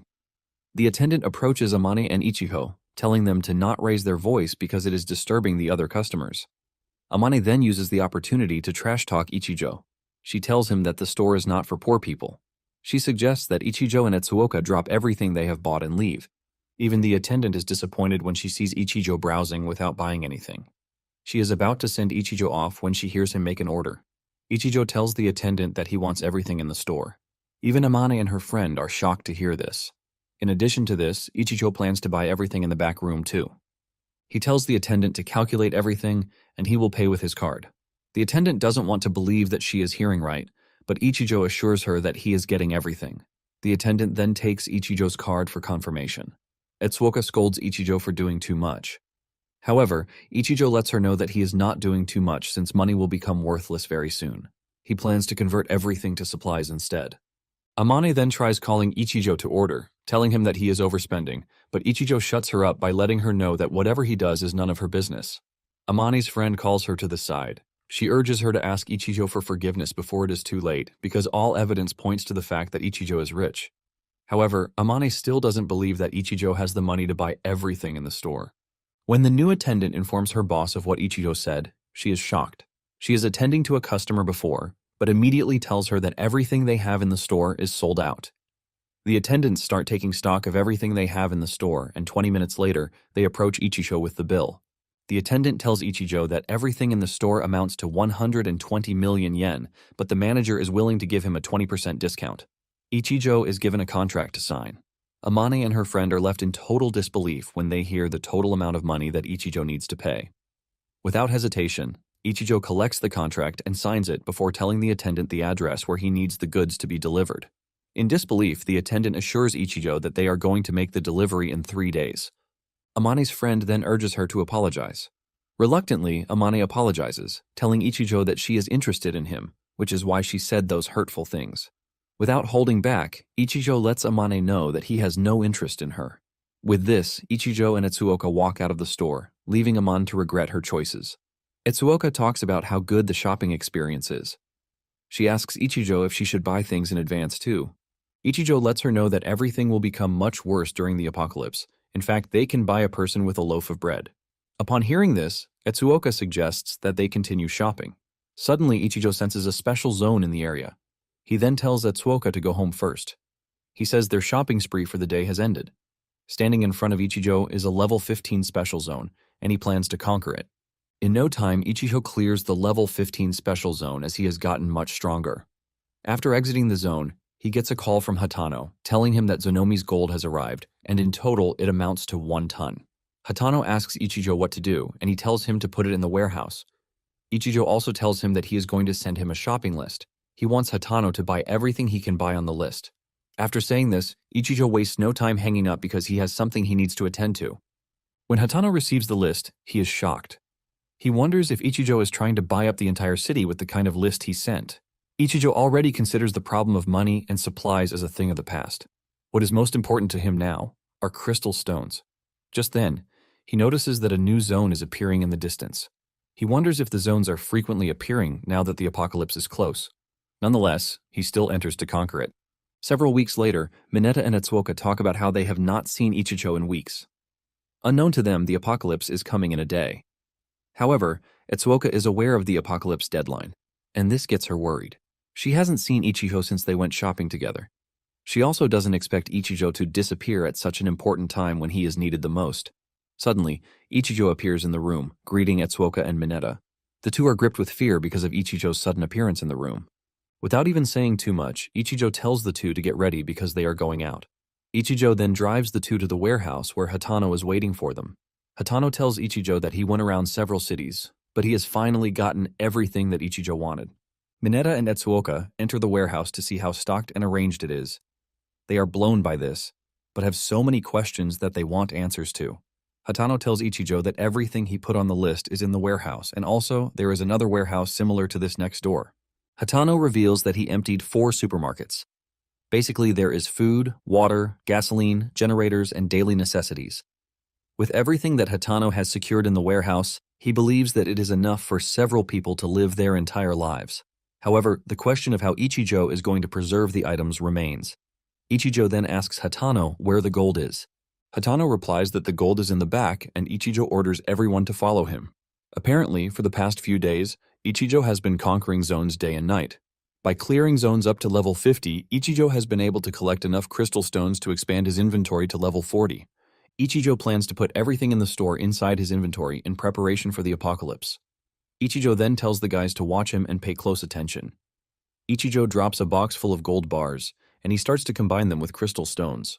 The gold morphs with the crystal stones and then disappears. Apparently, 1 ton of gold equals a level 40 inventory area.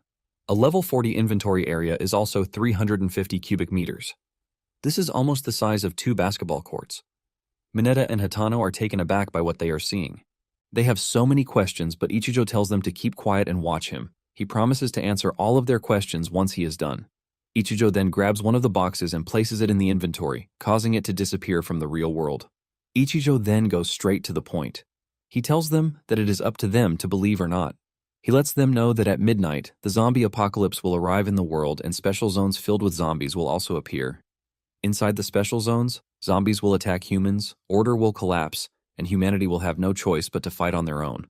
Ichijo explains that what they saw was his personal supply storage inventory. He assures them that when the apocalypse comes, they will also have one. He adds that inventory size is determined by level, and it greatly affects whether they will survive or not.